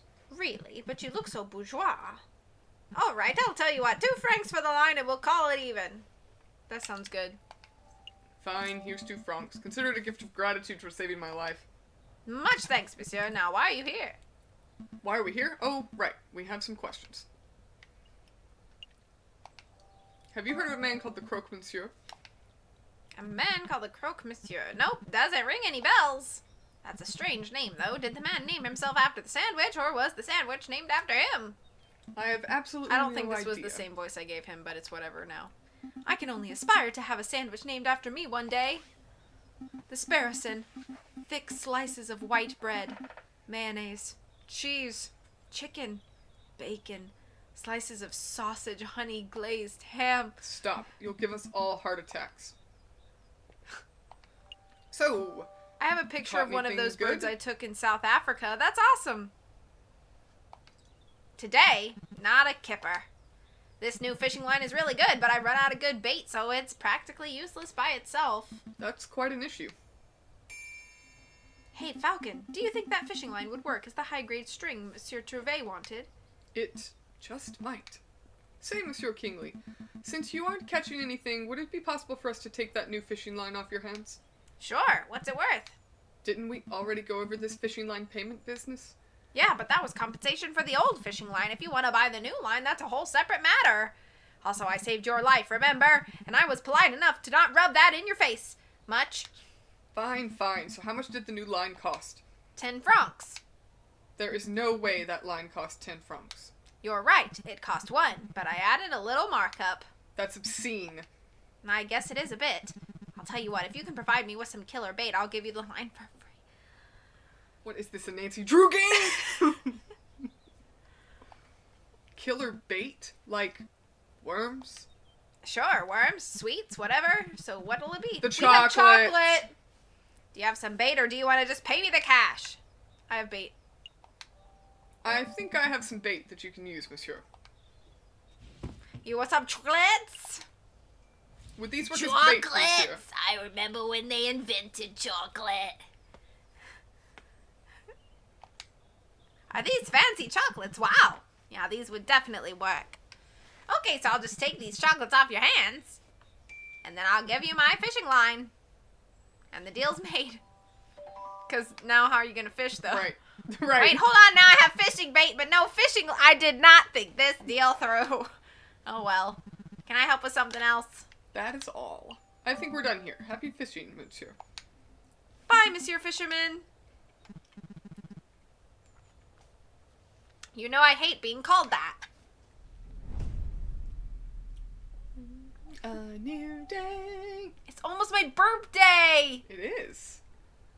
Alright, so I don't should know we where go to Les find... Halls and see if we can just buy a pot? I want to get a free pot. We should go ask Mousy if Mousy's got a pot. Okay. I would like a Sparrowson. Let's go ask Mousy if we Alright. can take a pot. Let's ask Mouse. Hey, Mousy! Oh.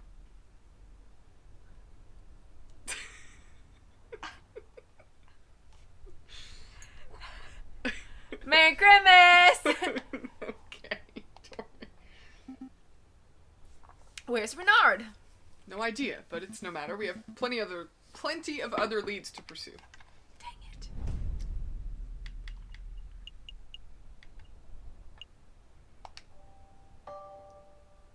I don't really want to talk to this lady, but... Why? So what's the plan for today? Play cards until we're flat out broke? Maybe. Let's see. Don't even have to talk to her. Okay. I was gonna see if maybe she had a pot that she made stuff in. Would we have a pot?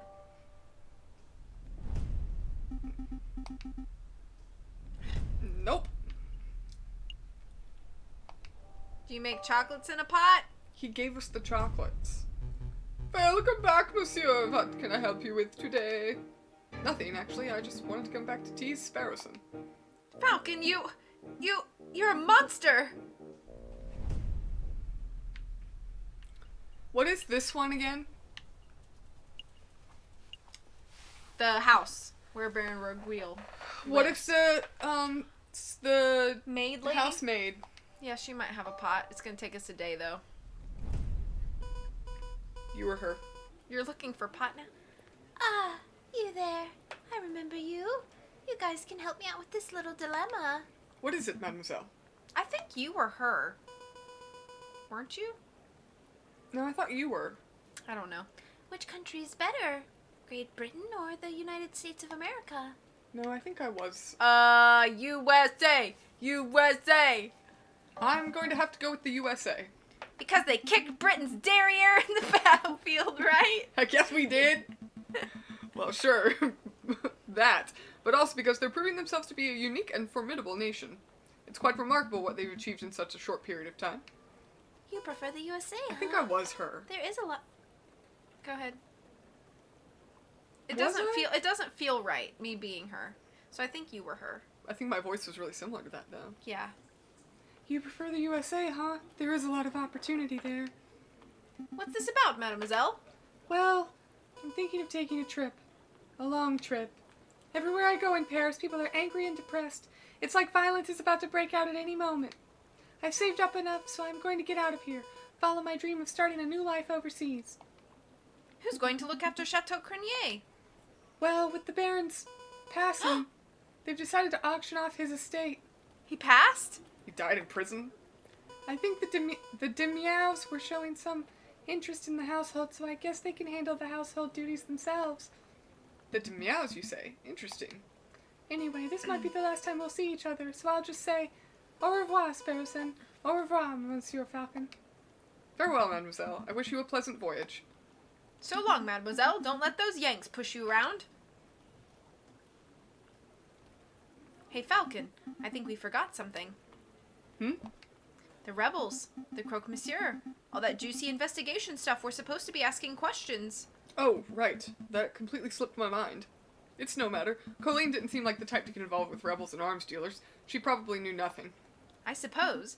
In any case, she seems to be the only one with enough sense to escape before the violence starts. Yeah. So no pot? It's my birthday in the game! Yay! Happy birthday! Happy birthday to me. I don't know where to go. Let's just go to Les Halls. Because I don't think we're going to find one in the courthouse. Okay, so we need a copper pot and a piece of string. What options do we have?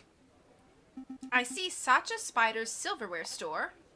Too pricey. Let's take it down a notch. Okay, how about that place over there? Harry Hippopotamus's Pottery and Haberdashery. That name just rolls off the tongue. Still too pricey. We're buying for a mad scientist, not for the Queen of England. What about that little stand? Rude's Odds and Ends. Rue's Odds and Ends. That's hard to say. Looks cheap, and I even see a copper kettle in the back. Now we're talking. Excuse me, madame. Now this one's you. Oh, this one's you to begin with. Wait, those two look familiar. I recognize you. Weren't you two begging outside Chateau Crenier a couple of weeks ago? Yeah, that was us. Thanks for your generosity, monsieur. We put your money to good use, see? We started a business. At Rue's Odds and Ends, we sell everything. I suppose the congratulations are in order. It's no small feat to pull yourself out of the streets in today's economy. So, do we get a discount? A discount? Well, we did help kickstart your little enterprise. I suppose we are investors of sorts. Sorry, messieurs. No discounts. You gave us a donation out of the generosity of your hearts. Because you are such nice people. But maybe we can help you out. What is it that you wanted? Copper kettle. We see a copper kettle on your stall. How much is it? Oh man, see, it's like a tea kettle. 30 francs. That's too much. How much money do we still have? 112 francs. Oh, we got it. No, that's way too much. That's way too much money. And what if she says, sorry, no, it's 50 now? Why would she say that? We are her benefactor.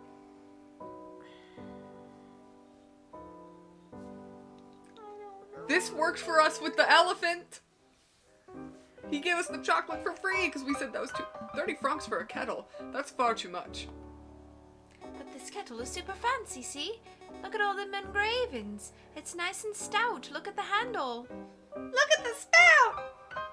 With something like this, you can sip your tea while pretending to be a hoity-toity bourgeois. Yes, it's very fancy, but that's still more than we can afford. How does 20 francs sound? I'm not bartering, monsieur. It's 30 francs or nothing. Okay. Who was right? Who was right? Who was right? You were wrong. I was right. She did not jack the price up higher. Well, she didn't make it lower either. No. All right, we'll take it. Here's your money. And here's your kettle. Pleasure doing business with you, monsieur. Was there anything else? No. That's all, madame. Thanks for all your help. Be sure to come back if you forgot anything, monsieur. Come back soon. Why is her hand like? I also stand like this. She's holding the kiddo's hand. No, her other hand is like. Oh, I don't know. Because they're kangaroos. I guess it looks weird. If you I bet if we... Age of Tesla says you could have gotten one for free from the Louvre. Oh, well. Well, that's fine. We gotta spend another whole day to give this stuff We have to nothing him. else to do right now. Come in. That is not good for my throat. Hi, Puffy. Ah, it's you two. Have you managed to gather the materials I need? Yes, monsieur. The string and copper pot exactly as described. Here you go. What is this? A fancy kettle? It's made of copper, I suppose, but what an odd choice. It was a little tricky to procure the necessary items, but with a bit of asking around, we managed to find suitable substitutes. There's a general store down the street that sells string and discounted copper pots and the like. I assumed you would have gone shopping there.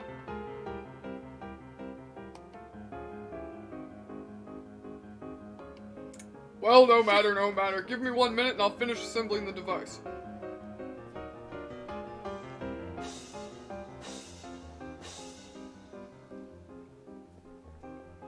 Ta-da! May I proudly present to you Gustave Trouvé's magnificent Explorer Extractor Surgical Device! Trademarked, patent pending. It looks like a pair of kitchen tongs hooked up to a stewing pot. Agreed. I wasn't expecting something so low-tech and, well, bad. Perhaps a demonstration is in order. 1 moment, if you please. Be safe driving, Riddy. Psst, Falcon. That thing looks like junk. This whole fetch quest has been a waste of our time. I suspected that I suspected that the man was delusional from the very start. It would explain why he was being treated by a mental health professional. There's nothing to be done, though. Let's just humor Gustave until we get an opportunity to leave. Cut our losses. What about my medical debt? Time for a demonstration. Get ready to have your stockings blown off, messieurs. So here we have one piece of wow. Here we have one piece of regular piece of meat.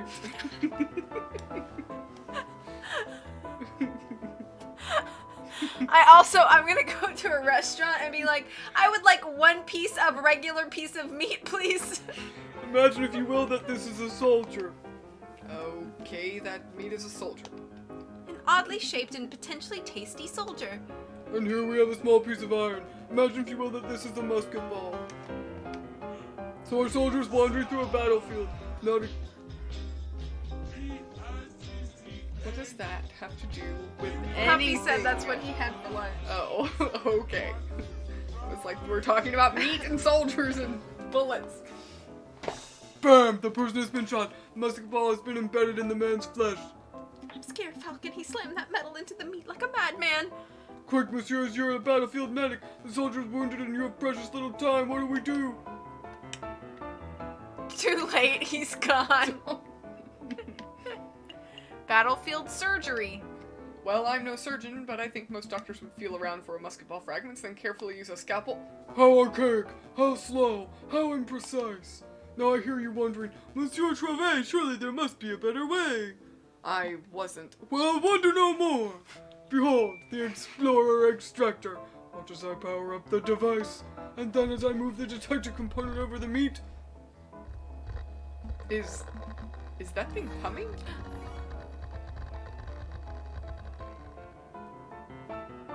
Thank you so much for subbing for 32 months, Britt. Thank you so much. I appreciate it. Oh, be safe on your cookie break. Bring us back cookies. I'm sorry you had a bad week, Puffy. It is, monsieur. When the electromagnet component of the Explorer extractor detects a piece of iron, the device vibrates and emits a soft hum. I must say I'm actually impressed, monsieur. A device that can detect metal beneath flesh? It's innovative. I've never heard of such a thing before. Yeah, but why limit it to battlefield surgery? You could repurpose that thing to be some sort of treasure hunting device. That would make you really rich. Hold your horses, messieurs, hold your horses. I'm not done yet. You have only seen half of the device capabilities, the exploration part, and now you can witness the second part. Extraction! Did that thing just... Yup. Yep, sucked out that bullet like a pip from a grapefruit. Fruit. Behold! The Grapefruit. original piece of iron removed swiftly and precisely from the flesh. So what do you think? Pretty revolutionary, huh?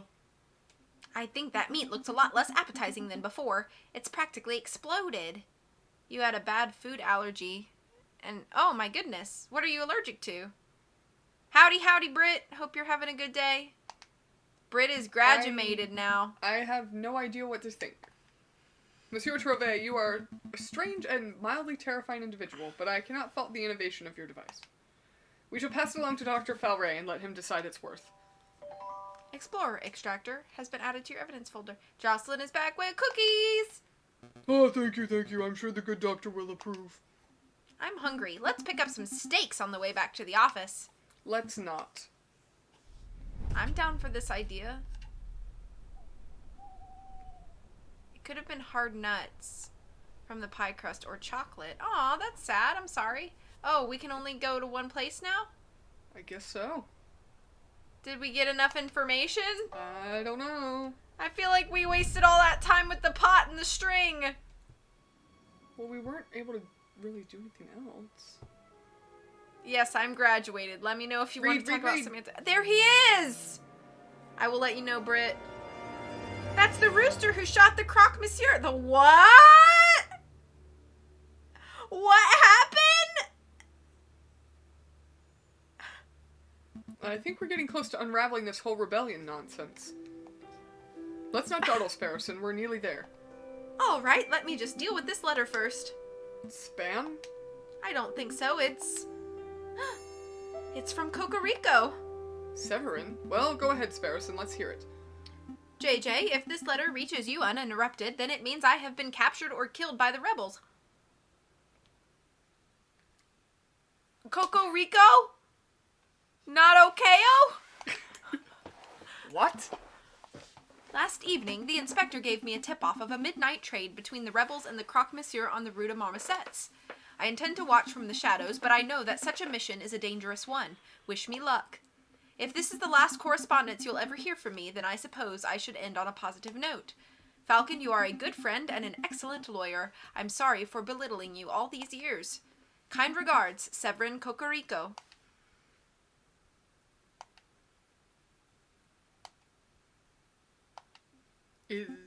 Is this for real? There's no way. This letter has to be some sort of setup. It's Severin's handwriting. Where do you think he is? I don't know. Why would he go alone? I don't know. But we have to go help him, right? I mean, if that trade was at midnight last night and it's 10 o'clock now, he might still be okay. Maybe... I don't know. Come on, Falcon, pull yourself together. We have to act fast while there's still time on the clock. Sparrowson, I have a bad feeling in my gut. Well, yeah, me too. This letter is terrifying stuff. No, you don't understand. I know that if Severin isn't already dead now, he will be very soon, and there is nothing we can do about it. What are you talking about? You don't know that. I do. I'm certain. We've messed up. We've missed something. We've overlooked Oh, something no, vital, did we and now do something Severin's fate bad? is sealed. Did we do wrong? Did we kill Cocorico? We shouldn't have gone for the pot! This is a lesson, boys and girls. Pot breaks are never worth it. Don't do pot, kids. No spoilers, chat. No spoilers. You're spouting defeatist nonsense. Come on, Falcon, let's go visit the Rue de Marmosets. We might find a clue. Okay. We're going. Come on, Sparrowson. Keep up. No time for wheezing. If Cocorico was last seen around here, then there has to be a clue nearby. Right. Like that big puddle of blood on the ground. Oh, that's what that is? I thought it was just regular puddle. There's a pool of blood here. It looks fresh. Cocoricos? No, let me take that line again. Cocoricos? That's how you really want to say it? I won't say what you did wrong, but this conversation only happens if you lack critical information. Craps. Okay, well. I don't like knowing that stuff. Your line. Okay, my stock is falling down. It's really irritating me. I don't want to know anything about this game. Okay, no, nothing about this Nothing. game. Don't tell us things.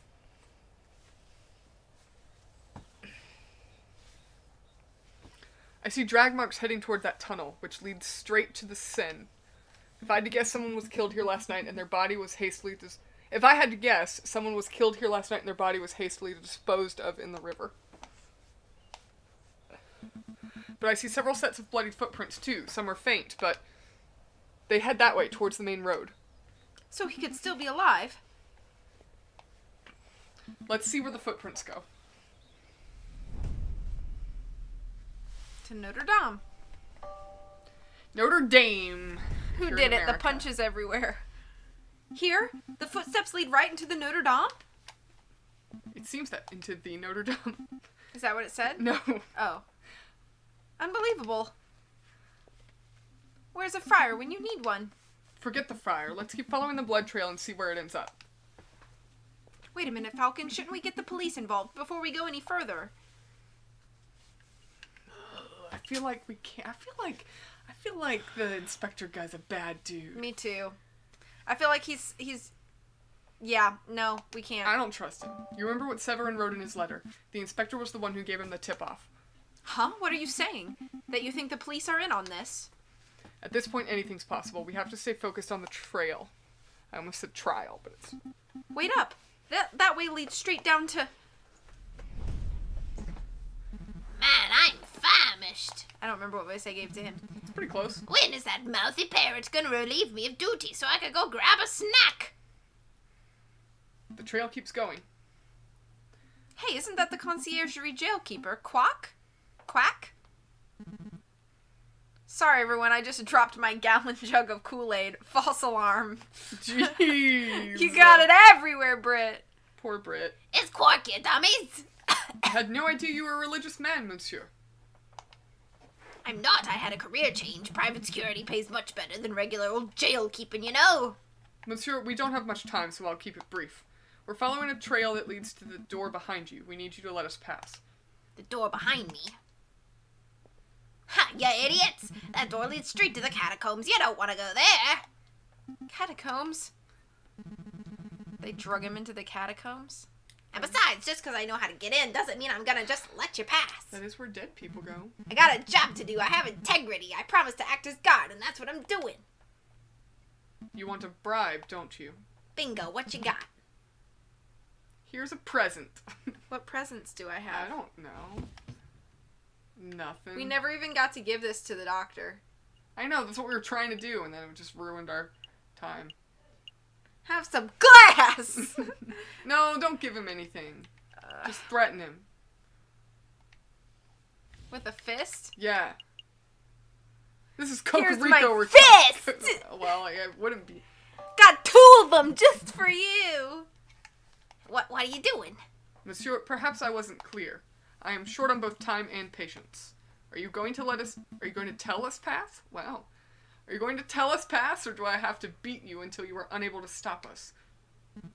Jeez, no need to get violent, big guy. You can pass. The door's right behind me. Go on. That's the door to the catacombs? It's that simple? Yeah, it's that simple. What, were you expecting a hidden bookcase or something? Go on, go look. Jeez. What idiots. They're walking straight to a pitch black maze without even a torch. I wonder, will they get lost and starve, or will they find the crazy lying girl and get shot? Either way ain't my problem. Dun dun dun! Upon entering the doorway, Falcon and Sparrowson find themselves at the top of a stone staircase that spirals into the abyss below. Here goes nothing. I'm sorry, the what now? Which part? They begin the descent. I knew an underground passage would be dark, but this is ridiculous. I can't even see my hand in front of my face. Just keep putting one foot in front of the other, Sparrowson. Riddy's down there shooting people? Yeah, she is.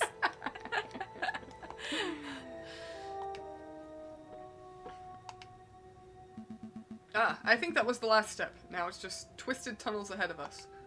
I should take up smoking. If I smoked, I would have a match right now and we'd be able to see where we're going. Plus, you know, all the health benefits and I would probably be calmer.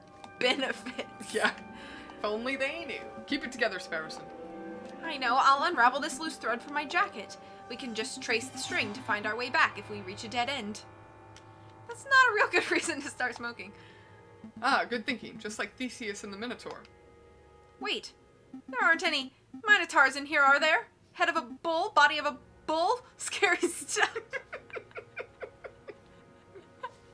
Yeah, that's it, Sparrowson.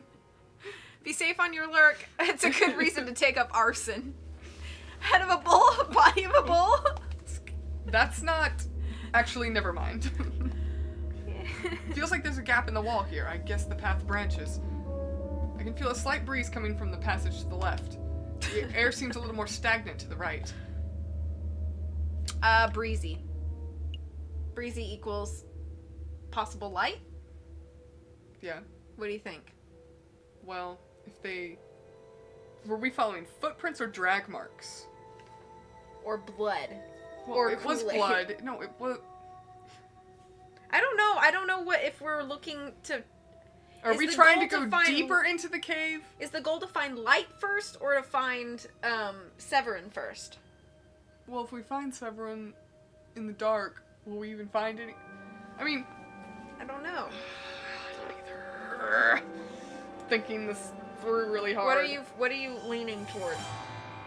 I mean, the stagnant path is going to take us deeper into the catacombs. Mm-hmm. I didn't get that. Could you... No one's talking to you. So... But if we just keep going, I think we're more likely to get completely lost. Since it's completely dark and we don't have any way of finding anything to light our way out. So breezy. Yeah. I mean, I think that Cocorico might be towards the stagnant path, but I don't know how I don't know how we would find him in the dark, though. Right. So I guess Breezy, which was your gut choice to begin with. Is Sujung watching us stream? He is purring really loud.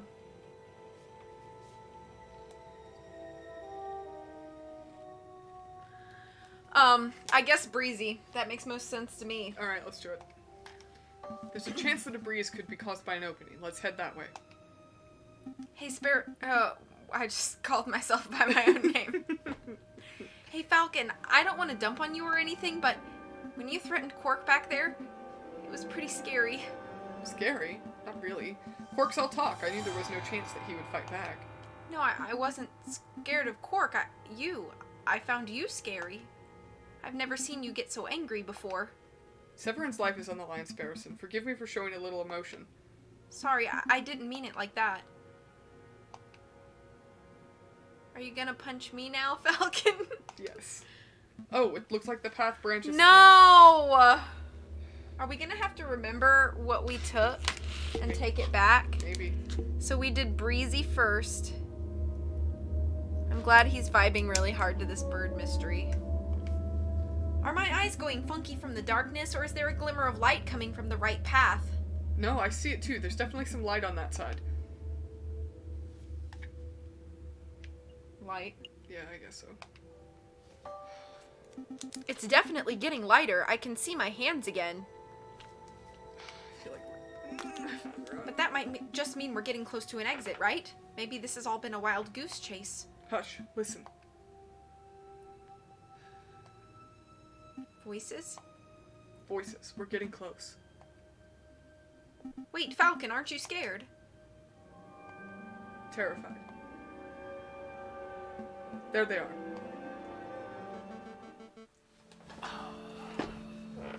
Is that Cocorico? It looks like it. Tied up? Yeah. He's not looking too good. I guess it could be Valerdi without the hat. Could be. Yeah, Valerdi has the little neck yeah, waggle. waddle. It's like what a turkey has. Hi, Montana. You feeling okay? Just coming to try and eat our food. Yeah. You know it. Lay down. I'll ask one more time. What is your name? It is Cocorico. Are you with the police? The Royal Guards? Speak, bird.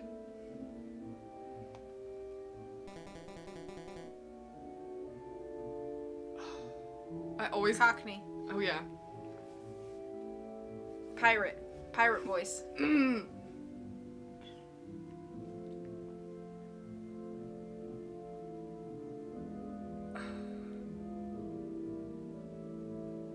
Ma'am?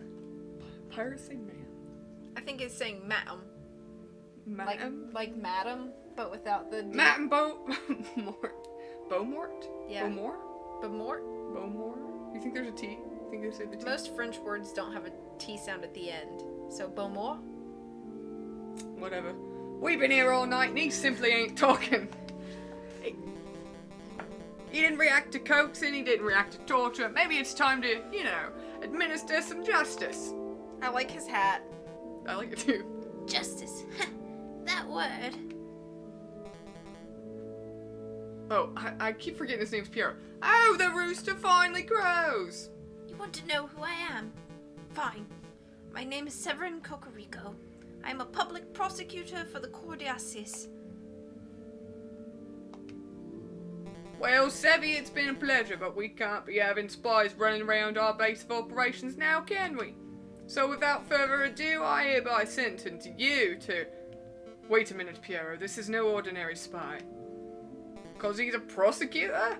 No, because he's the bastard who condemned my father 10 years ago. I like how you were like, do I say it? Go ahead. I know you're That's fine. G-rated stream. It's okay. Whoa, are you sure? I had my suspicions when I saw his smug air of arrogance, his holier-than-thou glare. But now that I know his name and occupation, there is no doubt. Britt says, gasp. Gasp! No, sorry. Do you remember, Bird? Do you remember the trial of a homeless lion in the winter of 1835? What was your father's name? Jean Beaumont. What were his crimes? His only crime was trying to feed a starving child. He took a handful of vegetables from a grocer's stand, not out of greed, but out of sheer desire to see me survive. But he was seen by a policeman, another arrogant cockerel like yourself, actually. So my father was thrown in jail. He was dragged to court. I had the privilege of watching the proceedings from the stands. I remember your sharp words.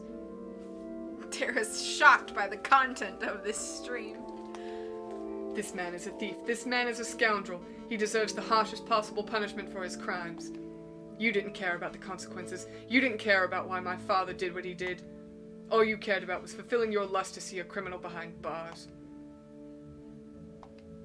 My father received a sentence of 5 years. He died on his 3rd. Do you remember him?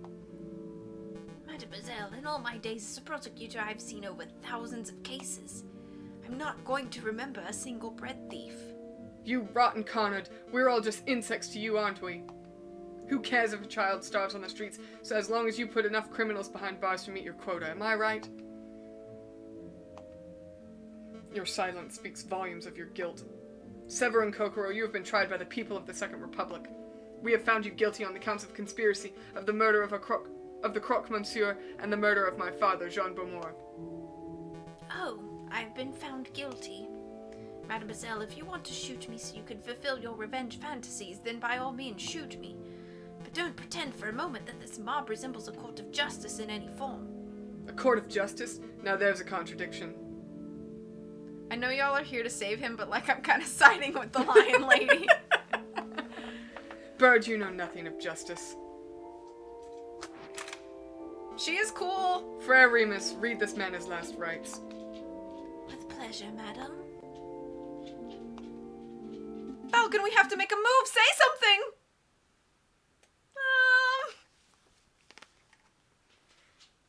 He's our And, But we don't want to get shot in the face! so we let Cocorico die? No, we don't. Justice, speak up! Alright, I'm going in. Thank you for shouting out, Britt, and hello, Tara. And also, Cocorico said earlier in this game that early in his career, he was really hardcore, and that he's come to realize that justice isn't about putting as many people as you can behind bars. That's true. It's about And he wrote us a very nice letter this morning. Well, I don't really care about the letter, but Oh. remember when we were talking when the Swan lady, The Signet? yeah, how he was like, you know, Sin? he was like, we can, you know, prosecute her completely, but knowing the circumstances of why she did what she did, we have to take that into account. So it's like the same thing. So it's like he's learned from the days of him doing, you know, putting this girl's dad in jail.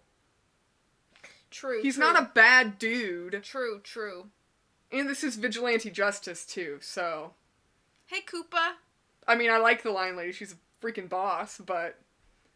Koopa says that's how you win people over. You write nice letters to them. Yeah, just nice letters.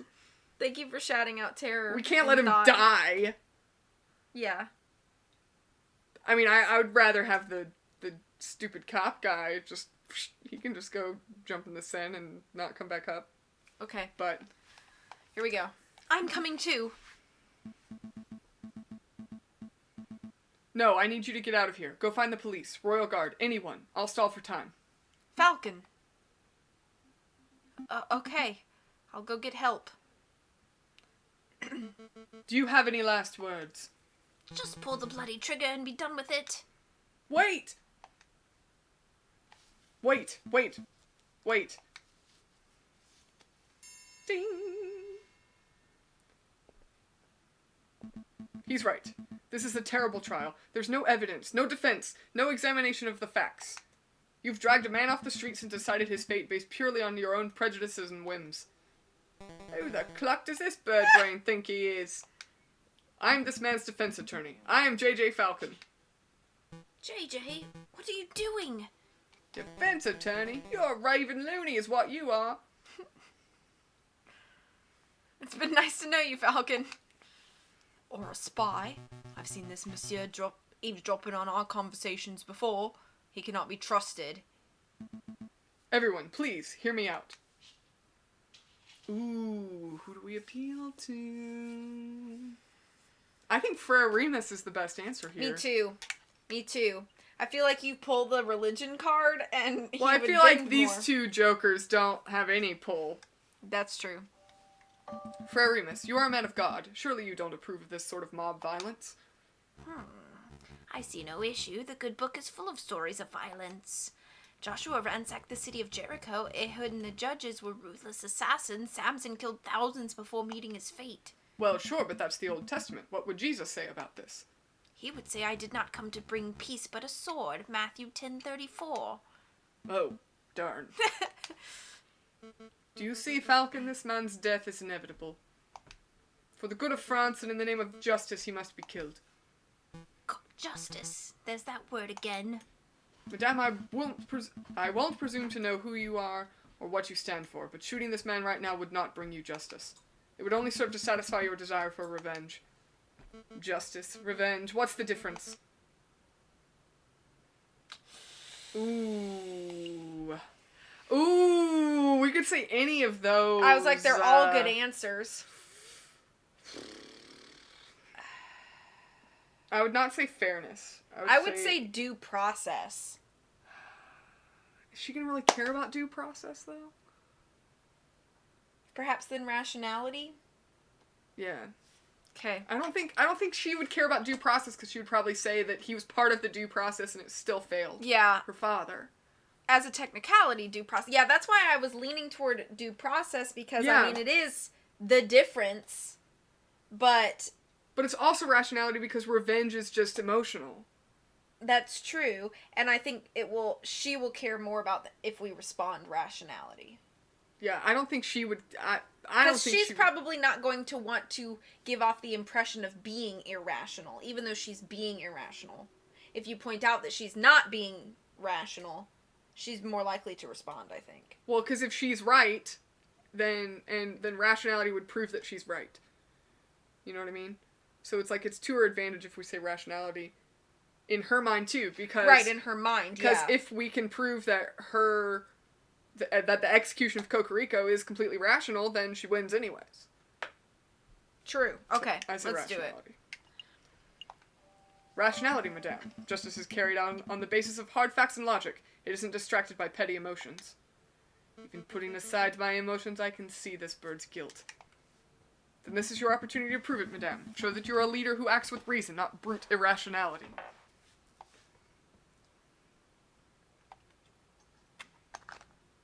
Madame, surely you aren't entertaining the words of this heathen. Fine, Falcon. We'll play this your way. We shall have a formal trial for the murder of the croque monsieur. Excellent. Shall we head back to my office and file the necessary papers? Don't take me for a fool. You'll walk us right into a trap. We shall have the trial right here and now. Right here? In the catacombs? It's as good a place as any. I suppose we'll be needing a judge. I volunteer. No thanks, Piero. We're trying to form a courtroom, not a circus. Aww. Just go see how security is doing, Piero. We don't want any more spies wandering in. Rightio. Poor Piero. Perhaps I can help, madame. You know that I am a pious man, after all. Okay, Remus, you can be our judge, and I will lead the prosecution. What about the jury? With due respect, I don't trust your peers to be impartial. Look around you. As we speak, we are being watched and judged by countless dead men and women. They shall be our jury. Oh, I didn't even notice all the skulls in the background. You didn't? I did. That may work as a metaphor, but in practical terms. In practical terms, it is me you have to convince, Falcon. Convince me that this bird is not guilty. After all, I am the one who holds the gun. Well, it looks like we are ready to get started. The trial of Severin Kokoriko is underway. He stands accused of the murder of the man known as the Croque Monsieur in cold blood. If you can prove that he never broke the law. If you can prove that he never broke the law. Do you promise not to tell Another soul what you saw. No one else was in the room where it happened. Is that that a a yes? Yes. If the bone jury starts talking to him, I'm getting the heck out of here. Yeah, for real. I gotta do my Duolingo lesson today. Madame Beaumont, Beaumont. please explain the details of what happened. Very well. Last night at the stroke of midnight, 2 gunshots were heard on the Rue de Marmosets. I'm learning Japanese on the Duolingo. I just started. Pietro alerted us and we managed to What's arrive. his name? Wow, Piero. Pierto. Pierto. I'm really thirsty. Here. That's empty. Here. Let me know if you need any help. Oh, I forgot. You also know Japanese. That's cool. Yeah, for sure. Pietro. Pietro. You Oh, cut I'm sorry. off the I rest thought of you. my line. I'm sorry. I thought you finished it. I had no idea what she said. I don't know either. Okay, let's keep going. Listen to the music. It's not happy music, Tori. I know. You can dance to anything if you try hard enough. You just gotta try harder. Maybe you can. It doesn't mean it's good dancing. Okay. What is this? I don't know. It's like Pinocchio. No, it almost looked like worship. It's not. Okay. Are you gonna skip through my line again? No, I'm Okay, waiting for didn't you. think so. On the scene, I saw the man known as the Croque Monsieur, a good friend of ours, lying in a pool of his own blood. Standing over the body, I saw the murderer, Severin Kokoriko, still clutching his murder weapon. Am I to understand that you did not witness the crime firsthand, madame? That you... Sorry. Now you know how it feels when you skip through my lines in every other game. We're not doing a visual novel in all my games! I know, but I'm sorry. Okay?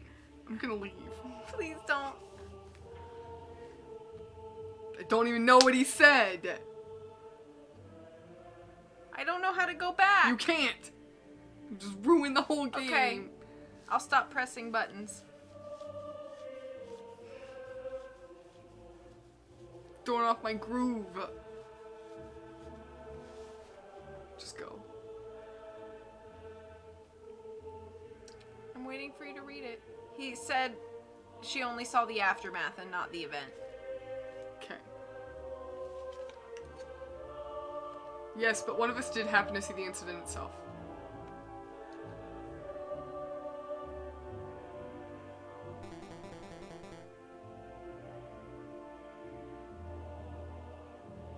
There it is. Am I to understand that you did not witness the event firsthand, that you only saw the aftermath? Okay.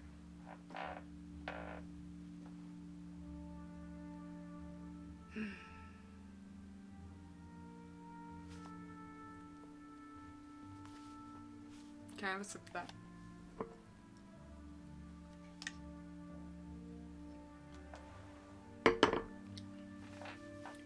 Ma'am Beaumont, I found this here pigeon running around our tunnels.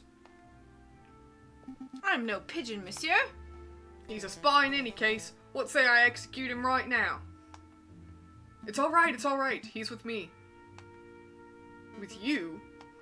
He's my assistant. He carries my bags and stuff.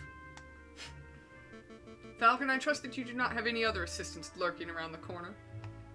No, madame? Then take your lackey out of my sight.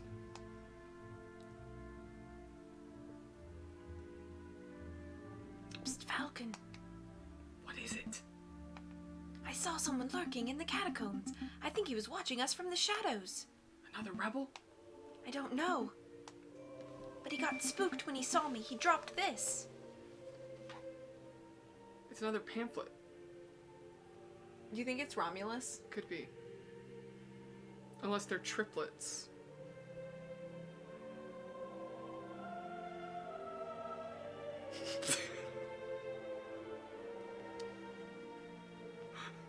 You're I just have to, unbelievable. you know, when you get into the groove, you know.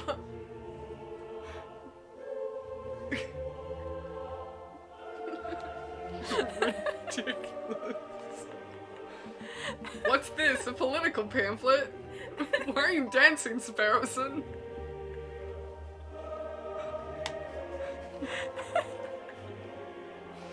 Cool pamphlet has been added to your evidence book.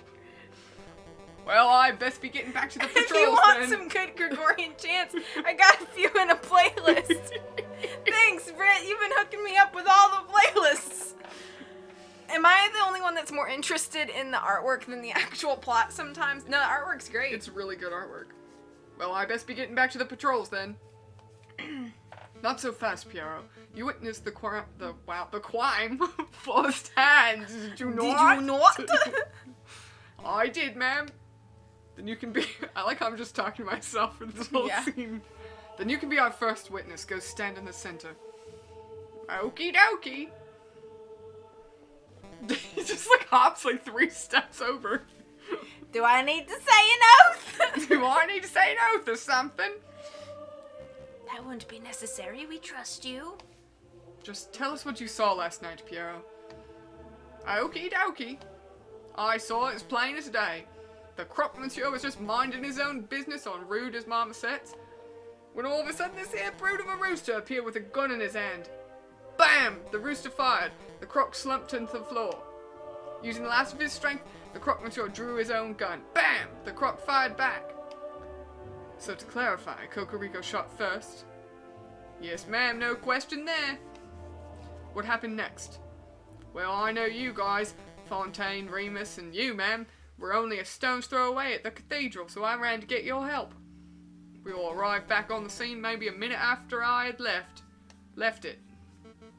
And there I saw the dead croque monsieur and the murderous Severin Cocorico with my own eyes. Thank you for your report, Piero. It's nothing, ma'am. You see, Falcon, Piero's not the sharpest knife in the kitchen. True that. But he is honest to a fault. I would trust his word with my own life. I don't doubt the man's honesty, madame. Nonetheless, I would like to cross-examine the witness. Cross-examine? What does that mean? I don't claim to be an expert of the law. That was always my brother's role in the family. But I think a cross-examination means that Falcon would like to waste our time by asking pointless questions. Actually, it means that I would like to make sure that Piero's story holds up under scrutiny. Yes, I will be asking questions, but only questions that directly relate to the case at hand. Clearly a pointless stalling tactic, madame. Should we put an end to the trial?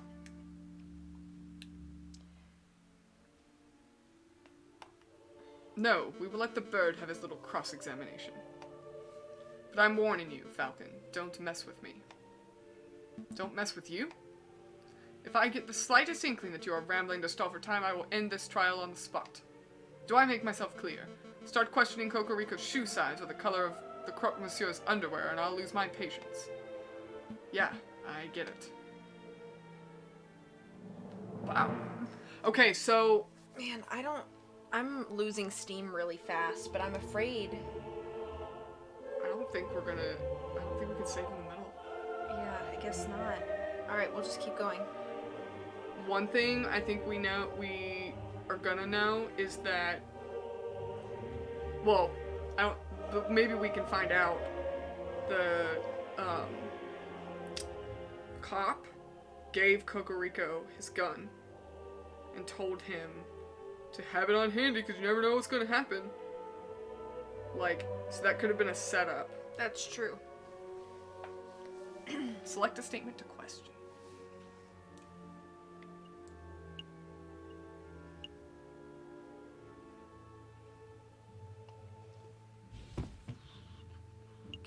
Can we look at the pamphlet we just found?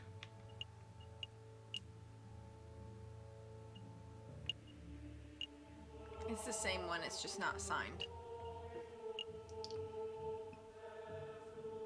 And what is that? A receipt? Oh. The delivery of the weapons.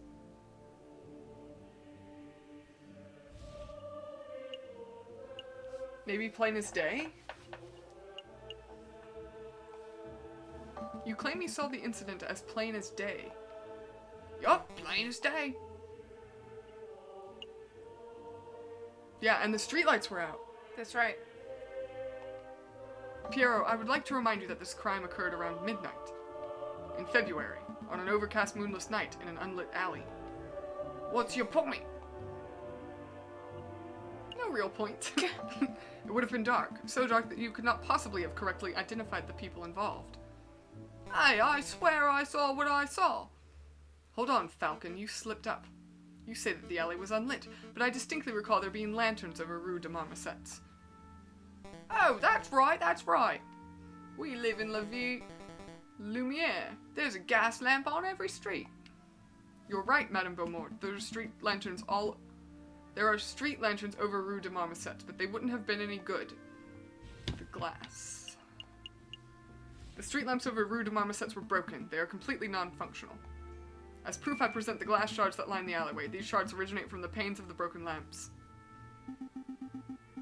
And I've still got the holes in the soles of my shoe. Double proof. Those glass shards could have come from anywhere. You could send one of your underlings to see the broken lamps for themselves if you want. And waste more time? I think not. This sounds like a stalling tactic. Excuse me. Oh, excuse me, Madame Beaumont. I don't remember whether the street lamps were or were not broken, but I do remember we had to use a torch to light up the scene. Hey, whose side are you on? I'm just saying, Falcon might be right. It was particularly dark, so it's possible there weren't any lit street lamps. Are you saying I'm a liar? I thought we were buddies. Stop quibbling, both of you. Maybe the lamps were broken, maybe they weren't. It doesn't matter. I know that Piero's testimony is accurate because I personally saw the rooster at the crime scene 1 minute after Piero did. 1 minute? That's plenty of time for the real murderer to escape and for a passerby to stumble upon the scene, is it not? You must acknowledge that it is a possibility. I acknowledge nothing. There is an inkling of doubt. You know that there is the slight notion that Piero may be misremembering what he saw. Don't badger the prosecution, Monsieur Falcon. I wasn't badgering. On to the next witness. Madame Beaumont, do you have anyone in mind? I do. There is someone among us who is something of a gun connoisseur, A man who knows everything there is to know about the craft of weaponry. Oh, that's me again. Shut up, Piero. Get off the stand. Yes, ma'am. I call Fontaine forward. Very well. Now, Fontaine, is it true you are a gun specialist? Well, I hate to brag, but yes, I know about guns, their mechanics, their beauty. Have you heard about the revolver mechanisms America's developing? Wonderful stuff. Fontaine, let's stick to the guns that were found at the crime scene. Tell us about those. Oh, right. Oh, well. This is the gun found on Severin Cocorico's person at the time of arrest. It's a standard issue percussion lock Chantelero gendarmerie pistol. 24 centimeter length, 15 millimeter caliber. Lots of police and soldiers carry these dull things. It's a gun that says I'm a reliable man of the law. That sounds like our Cocorico. Does it? Cocorico's always told me that the riding crop was his self-defense weapon of choice. It's strange that he had a gun in the first place. Remember, he was given it. Yeah. And this is the gun found on the croque monsieur's corpse, clutched tightly in his hands. It's a turnover pistol, double-barreled, ivory handle, 20 centimeter length, 13 millimeter caliber. This is an exquisite and highly customized gun. It's one of a kind. Whoever used this weapon knew their stuff. The croque monsieur was a legendary arms dealer. It's no surprise that his personal weapon would be something so flamboyant. But what's really fascinating about the croque monsieur's gun is the ammunition. See, the bore of the pistol's been fitted with a set of grooves. Please stop, Fontaine. I didn't call you up to hear you show off your gun knowledge. Tell us what you uncovered when you examined the croque monsieur's bullet wound. Oh, right. Well, a lead bullet was embedded in the middle of lead bullet was embedded in the middle of a croque monsieur's sternum and appeared to have a straight angle of entry. So, in other words, the croque monsieur was facing his killer when he was shot. That's right. The other interesting point was that the croque monsieur's outer clothes were singed. This typically only occurs if a person's close enough to a gunshot to be directly burned by the gun's muzzle flash. And how close does a person have to be burned by a muzzle flash? Less than 3 meters, I'd say. 5 at the very most. Then there is no chance there was a rogue sniper on the rooftops, though croque monsieur's killer was standing in Rue de Marmosets themselves. As is plainly evident, only one person was found in Rue de Marmosets at the time of the incident. Prosecutor Cocorico. Well said, madame. I think you just unequivocally proved this bird's guilt. Not so fast. I would like to cross-examine the witness. I don't think so. You're overstepping your bounds, bird. Let the lawyer try, Remus. When he fails, there will be absolutely no doubt to anyone in the room that Cocorico is nothing but a bloodthirsty murderer. This music is something else. So, the pistol that we saw from croque monsieur that he had was not a turnover pistol. Was it?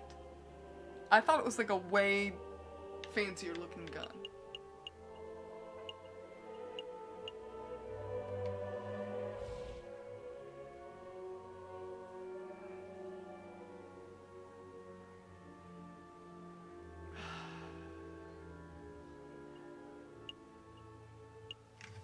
I don't know. There's something about the gun.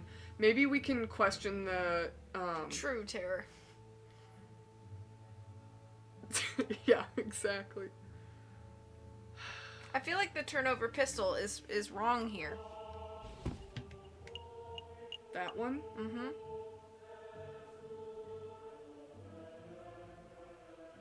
Also, that... I don't know. We could ask about that as well. But I think also the Cocorico's gun being linked to the other rooster, I think, is going to be important too. Because I think the other rooster's the one that killed him. And that's why he told him to have the gun on him. Alright. Fontaine, I have a question regarding Cocorico's pistol. Ooh, that's a good question. Is there any way to tell whether a gun has been recently fired? It's an excellent question. Yes, there's a couple of ways. For around a minute after firing, a pistol's barrel's gonna be hot to the touch. That's a dead giveaway. But you could also check for gunpowder residue in the barrel and chamber. That would indicate that a gun's been fired since being cleaned. So by your own analysis, would you say that Kokoriko's weapon was fired last night? It's difficult to say. None of us thought to check the pistol's barrel temperature at the time of the incident, so we can't use that method. If I check for gunpowder residue now, I see a little in the barrel. That could indicate a recently fired weapon, but it could also indicate a lack of proper maintenance. So basically you don't know whether this weapon was or wasn't fired last night. No, monsieur. If we cannot be certain whether Kokoriko even fired his gun, then this whole trial ought to be thrown out. Nice try, Falcon, but Kokoriko is still our prime suspect. He was standing over the croque monsieur's body with the weapon in his hands. If that gun is not the murder weapon, then what is? This isn't working. Try another approach, Falcon.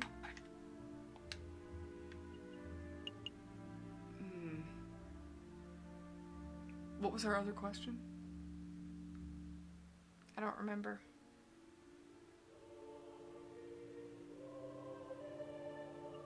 Alright, just say no then, I guess. I don't think the other question was that caliber. We know what that means. That's the bullet size. Unless we need to ask him that. Might as well. Oh! Well, I bet we have to use our fancy machine. Probably. Pardon my ignorance, but I'm not a gun connoisseur like yourself. What do you mean by caliber? Gun caliber is the width of its internal barrel and the width of the bullets that it fires. So you would use a 15mm wide bullets for a pistol with a 15mm wide barrel. That makes sense. Did the bullet embedded in the croque monsieur's chest match the caliber of Kokoriko's pistol? I don't know for sure. I didn't have the time nor the equipment to dig the bullet out of the croque monsieur's chest. Besides, lead bullets fragment. It'd be difficult to properly piece together a fired lead bullet to assess its caliber with any accuracy. Then it's possible that the caliber of the bullet in the croque monsieur's chest doesn't match the caliber of Kokoriko's gun. Do you know? Oh, sorry. Do you know that for a fact, Falcon, or is this just more vapid speculation on your part? Ooh, how do we know the caliber doesn't match? We don't know, do we?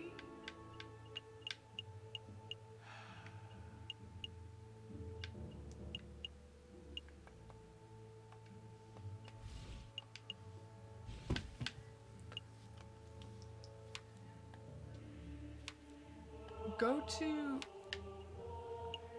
Oh, I thought maybe it would say something. He's either a murderer or a negligent gun owner. Can we say I know the caliber doesn't match? Let's see. I know the caliber could not possibly match. Interesting. Prove it. Well, don't exactly have any evidence. My theory hinges on the lack of evidence that the calibers do match. Quit your tomfoolery, Falcon. If you make a claim, then I expect you to be able to back it up. Do you have another question about caliber?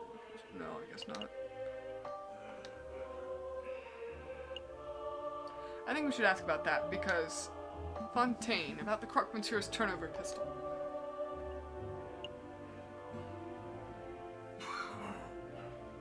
Didn't he try to sell it to us? Yeah, he did. For 500 francs, and he said that it was... 500 francs was... not... Do you need me? What's that mean? About 11.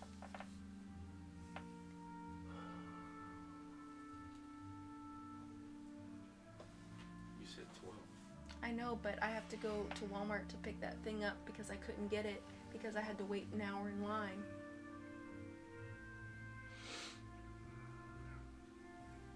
Can you go, like, first thing in the morning? I guess so, but I'm just gonna be driving to Goose Creek and back twice. Well, what happens if... Well, I mean, if I can get up by... One moment, please.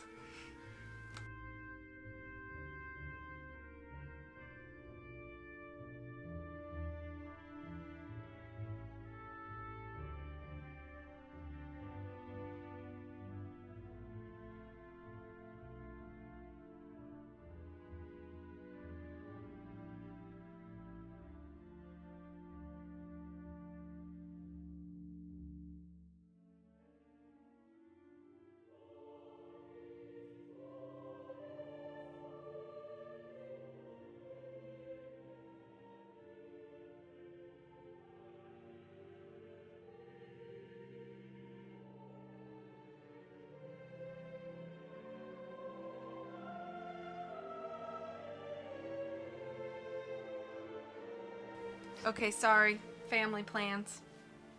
Okay, so should I ask about its value since he tried to sell it to us? Yes, we should. Is the gun valuable?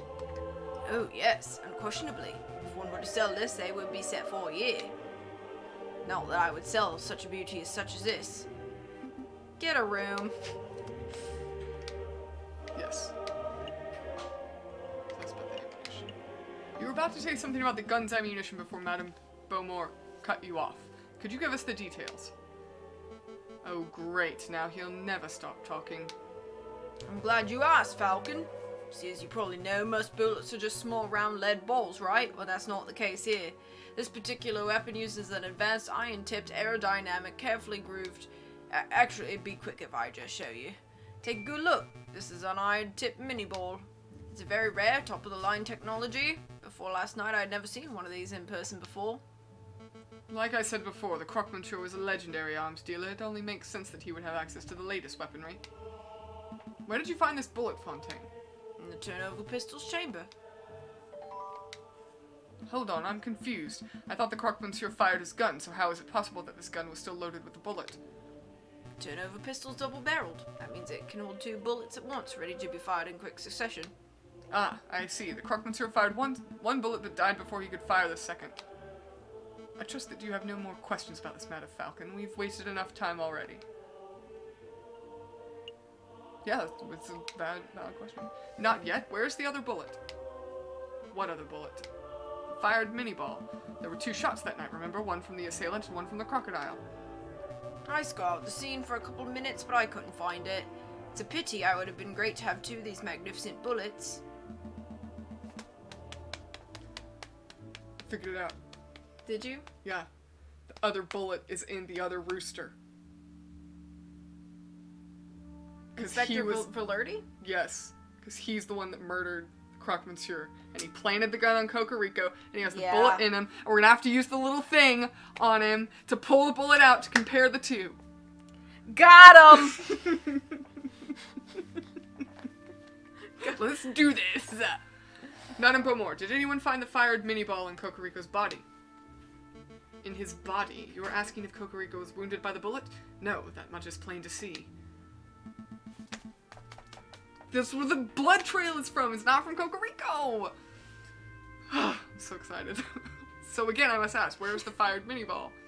The bullet is still in Von Karma, the other game, but very similar case here. Well, I don't have any clue. What are you trying to get at, Falcon? Isn't it obvious? If the bullet wasn't embedded in the alleyway wall and it wasn't embedded in Cocorico, then that means it hit the murderer! The bullet hit the murderer, the real murderer. It must still be embedded in whoever Five-head attacked deductions. the Croque-Monsieur. What? 5-head is it's the emote on Twitch where the guy's like, Oh. Anyway. A ludicrous notion. It makes perfect sense. The double-barreled turnover gun, the missing bullet. Fine, I'll humor you. Let's say that a bullet did indeed hit the real perpetrator. What of it? Well, it's only been a few hours since the shooting. Presumably the person will still have the bullet lodged in them. Find the person with the unique iron mini-ball embedded in them, and you will find the real murderer. Yeah, it's that, but the guy's head is bigger. Oh, okay. That's reasonable, but we don't have time nor resources to search every citizen of Paris to uncover an injured gunman. You don't have to search everyone in Paris. I believe the murderer to be someone in this very room. Oh, you think we have a traitor in our ranks? I do. This was obviously a planned attack. Someone invited Cocorico and the Croque-Monsieur to the same place at the same time in order to create a setup. Only someone with a rebel's connections could engineer such an event. This is oh, this you. This is ridiculous. Are you really saying that someone in this room was shot last night? That's clearly untrue. A bullet wound can be concealed. Perhaps if you all were to take off your shirts. No, I'm not having everyone in this room stripped down to their knickers just to cater to your outrageous theory. If you can't think of a more reasonable way to prove your stray bullet theory, then we end this darn trial here and now. More reasonable way? I have a more reasonable way. What are you thinking, Falcon? Isn't it obvious? We have the perfect way to uncover whether someone has been shot. We It's a sure genius do. solution. Ba-bam! So we weren't supposed to give it to the doctor. Are Are you serious, Falcon? You're relying on the invention of a lunatic. I've never been more serious. Madame Beaumont, Frere, Remus, and members of the court, this device is called an Explorer Extractor. It's the latest medical technology. Looks like a children's toy. I assure you this is no toy. It was designed to find and extract metal embedded in bodies. A battlefield bullet finder and remover, if you will. I'm intrigued. So you're saying you just swing that device around and it finds a bullet in a person? Yes, sort of. I don't know. We haven't had a chance to practice with it, really. Madam, these birds are playing you for a fool. There's no way that such a device exists. We've seen this device work with our own eyes. Sparrowson shall demonstrate. Me? Although he will need something to demonstrate it on.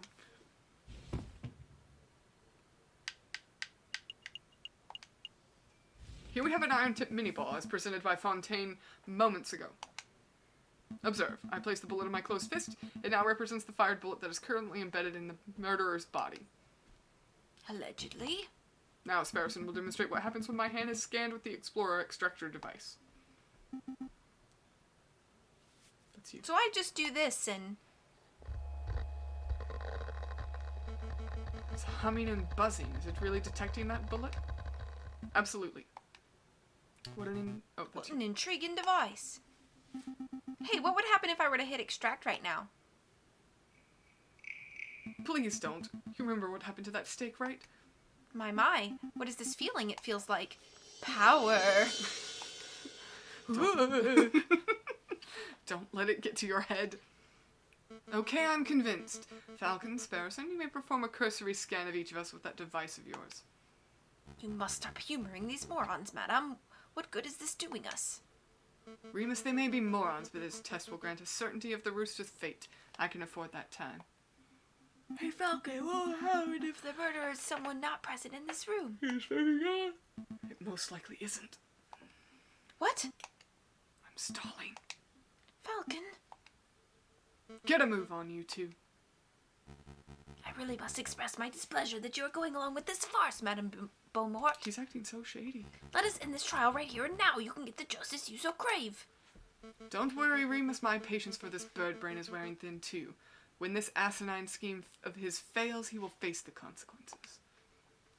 Lackey Bird, scan the rooster first. He is the prime suspect after all. Okay.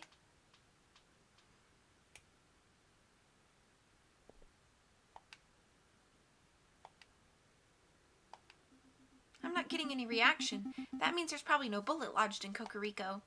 So he's innocent for sure. No, all it means is that this bird was not shot by the hypothetical bullet. Don't forget this is all speculation on Falcon's part. Madam, I must insist you in this. It's a fool's errand. We have other matters we must attend to. Remus, you let me worry about our time management. Piero, you go next. Alright, get it over with. No reaction. That means that Piero wasn't shot either.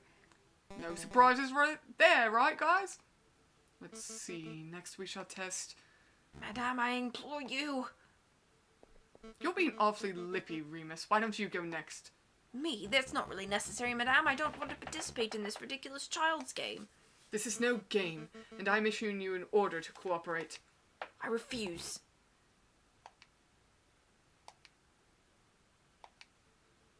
Piero, please restrain Remus. With pleasure, ma'am.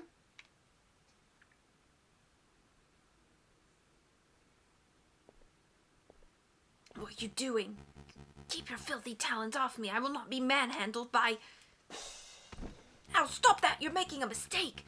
Madame, think a little harder. I have an alibi. I was with you the whole evening. Sparrowson, do the test. Doop, doop, da, doop, doop. Julie, do the thing! Falcon? I'm not getting any reaction. That can't be right. Do it again. There's nothing. For Remus has not been shot as far as this device can tell. The utter nerve to manhandle a man of the cloth like that. As I said on the floor, madame, I was with you and Fontaine for the entire evening. I could not possibly be in two places at once. It's true, you were sitting in my line of sight exactly when the murder was supposedly to have taken place. Right. Fontaine was sitting with us too, so that rules him out. And I know that I didn't perform the murder, obviously. Which means that every suspect has been accounted for. Go sit down, lackey. Your job is done.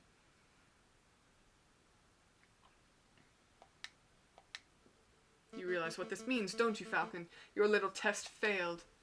Your hypothetical bullet theory turned out to be unsubstantiated speculation. Pure guesswork. Shall we end the trial, madame?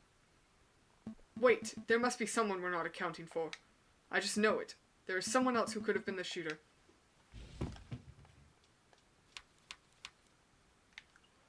Is that the real star? No, Sylvius. Oh, yeah. It could be Sylvius.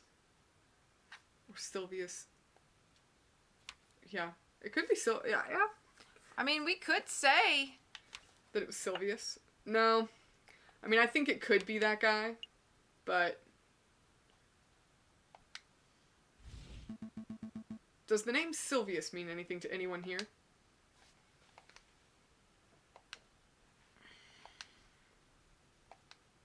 Oh, I was expecting some reaction. Fair Remus, are you sure you don't recognize the name Sylvius? No, it means nothing to me. Be more direct, Falcon. Go straight for the jugular. I think it's gotta be him then. Yeah. It's possible that Inspector Volarity was the culprit. We should track him down. Really? The inspector? I don't trust that old bird in the slightest. This entire event could have been orchestrated by him as part of an elaborate setup. That seems a little unbelievable. I have no idea who this Inspector Volarity is, but if you think I'm going to let you walk out of here to find him, you are mistaken. Think harder, Falcon. Who are we forgetting? Romulus.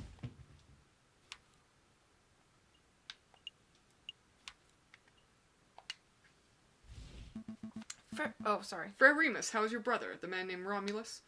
My brother, he was forced to flee the country by our oppressive government. You and I know that isn't true. Your brother is still in France. In fact, I think he's lurking in these very catacombs right now.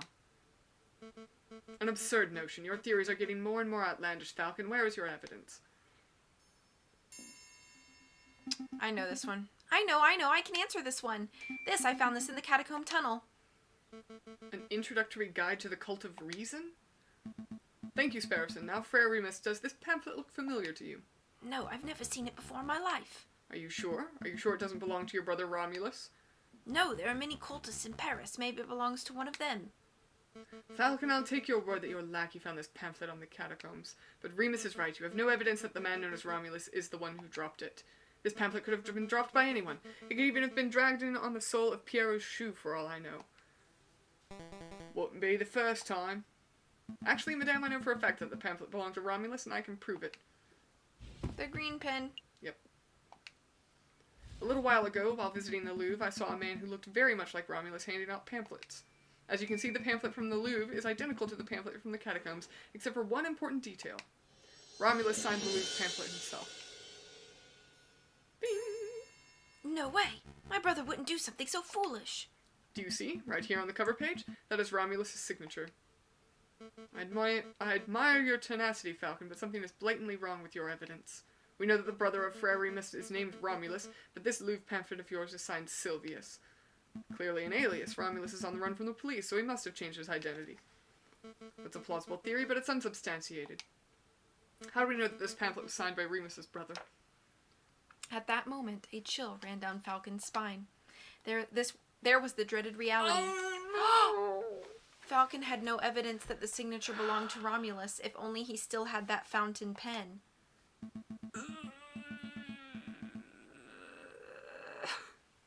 Madame, it's obvious that Romulus wrote that signature. See, Romulus writes in green ink. It could only have been in him. What do you mean Romulus writes in green ink? On official court documents and the like. Interesting. Do you have any documents at hand to prove this? No, madame. Please, take my word. I don't have proof, but I know that Romulus signed this. He's here, in these very catacombs. He shot the croque-monsieur. You have to believe me. He's floundering, madame. He is floundering. Agreed. I've heard enough of these rambling theories. Falcon, your respect for your comrade is admirable, and you displayed a great... Oh no, is Kokorigo gonna die? You displayed great valiance by leaping headfirst into the lion's den. But you have failed to convince me of this bird's innocence. Madame Beaumont, I implore you. Not another word. We humored you. We set up a court and went through the motions. Oh no! And now the rooster's guilt has been formally proven. Like the Reynolds pamphlet. Boom. Boom, boom, boom. Have you read this? We have more evidence. Enough, the trial is over. Sever and Uh-oh. Kokoriku have been formally tried by Oh, the people no. of the Second Republic. We have found you guilty on the counts of conspiracy of the murder of Croque Monsieur and the murder of my father, Jean Beaumont. Madam, please. JJ, it's alright. I've made my peace. This is far from all right. Dying in the name of a new republic at the hands of rebels, there are worse ways to go. It was good enough for Robespierre, right? Severin. Oh no!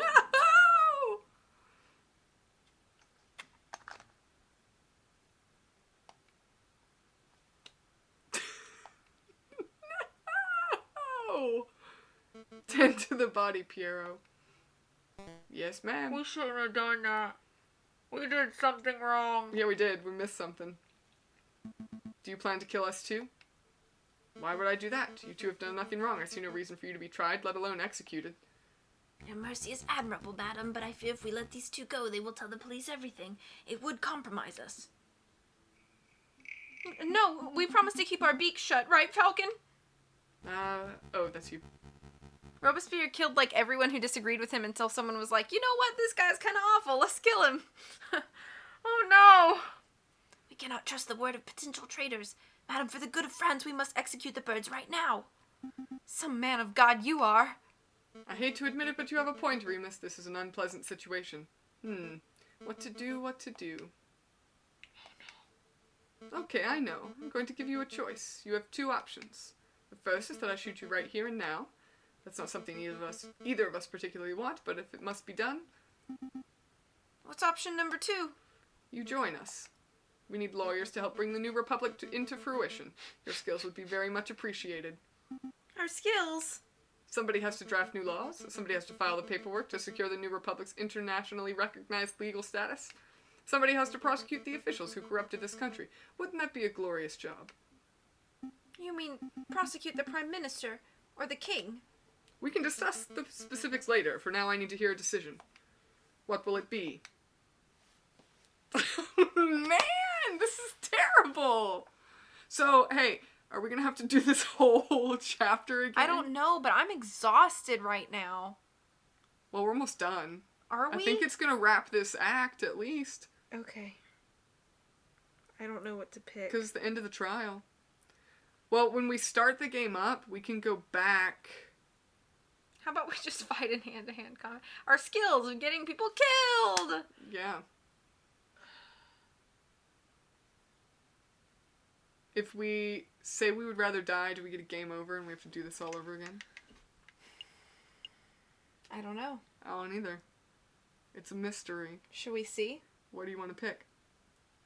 Do we want to join them and see what happens, or do we want to say we'll die? And I'd rather we'll die. Get to start over. You want to start over so we can save Cocorico? Yeah. Okay, then you can say we can die. I would rather... Join you! We'd love to join you! Gosh, freaking Sparrowson. The rebels and the Aviary attorneys, what a team! Sparrowson, this is serious. Let me talk. No, I know what you were about to say, and it was stupid. I'm not gonna let you throw away both of our lives so you can satisfy your stupid pride. I refuse to work with the monster who murdered Severin. You don't have to be happy with the task, just play along. Are you two done conferring? We can't draw this out any longer. Fine, we'll work with you. Good, then a verbal contract has been made. So, what happens now?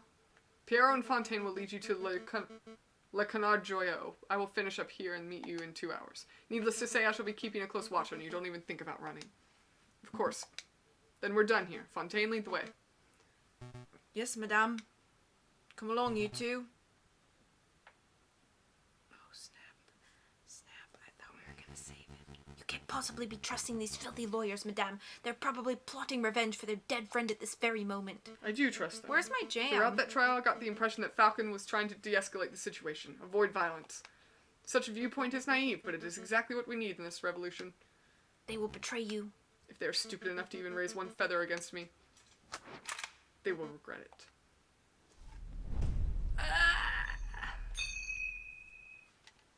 Say no. Oh.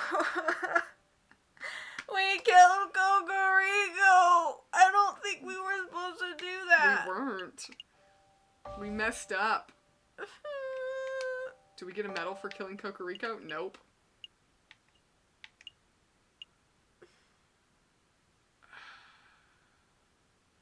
That's what happened. I think it's time sensitive. Wait. I don't know what that was. Wait, go over one more. Where did Prince Juan? No, that was Act 2. Oh, dangs. Hmm. Okay, well, we're gonna call it here for tonight. Tori's sad. I am sad. Sad Tori is sad. Whoops. I'm tired. And I'm sad. Now you guys have your own reason to get revenge on these people, and now you can have a whole arc where you hunt each person down and murder them with your own hand. Britt, relax. Are you okay? But fun. Sounds great. It's fine. It's fine. We'll just go put some poison in the chocolates. Okay, I have a lot to think about. Listen, I'm a writer, and this is perfect character moment. It is. Fresh out of graduation, plotting these things. Yeah, Britt doesn't have to do homework anymore, so she just thinks about these things. Yay. Congrats. We're out of focus again. Again. Okay, good night, everybody. I don't know when I'm gonna stream. I'll see you when I see you, I guess. I know. Merry Christmas. Yes, Merry Christmas if I don't see you on the channel before then. Merry Christmas, Happy New Year if I don't see you again. But take care of yourselves. I'll see you guys soon either way. You know, I'm always around somewhere. Just been a busy month, so. Good God. Take care of yourselves. Happy holidays to you guys coming up if I don't get to see you before then. Take care. Much, much love. And good night. Good night.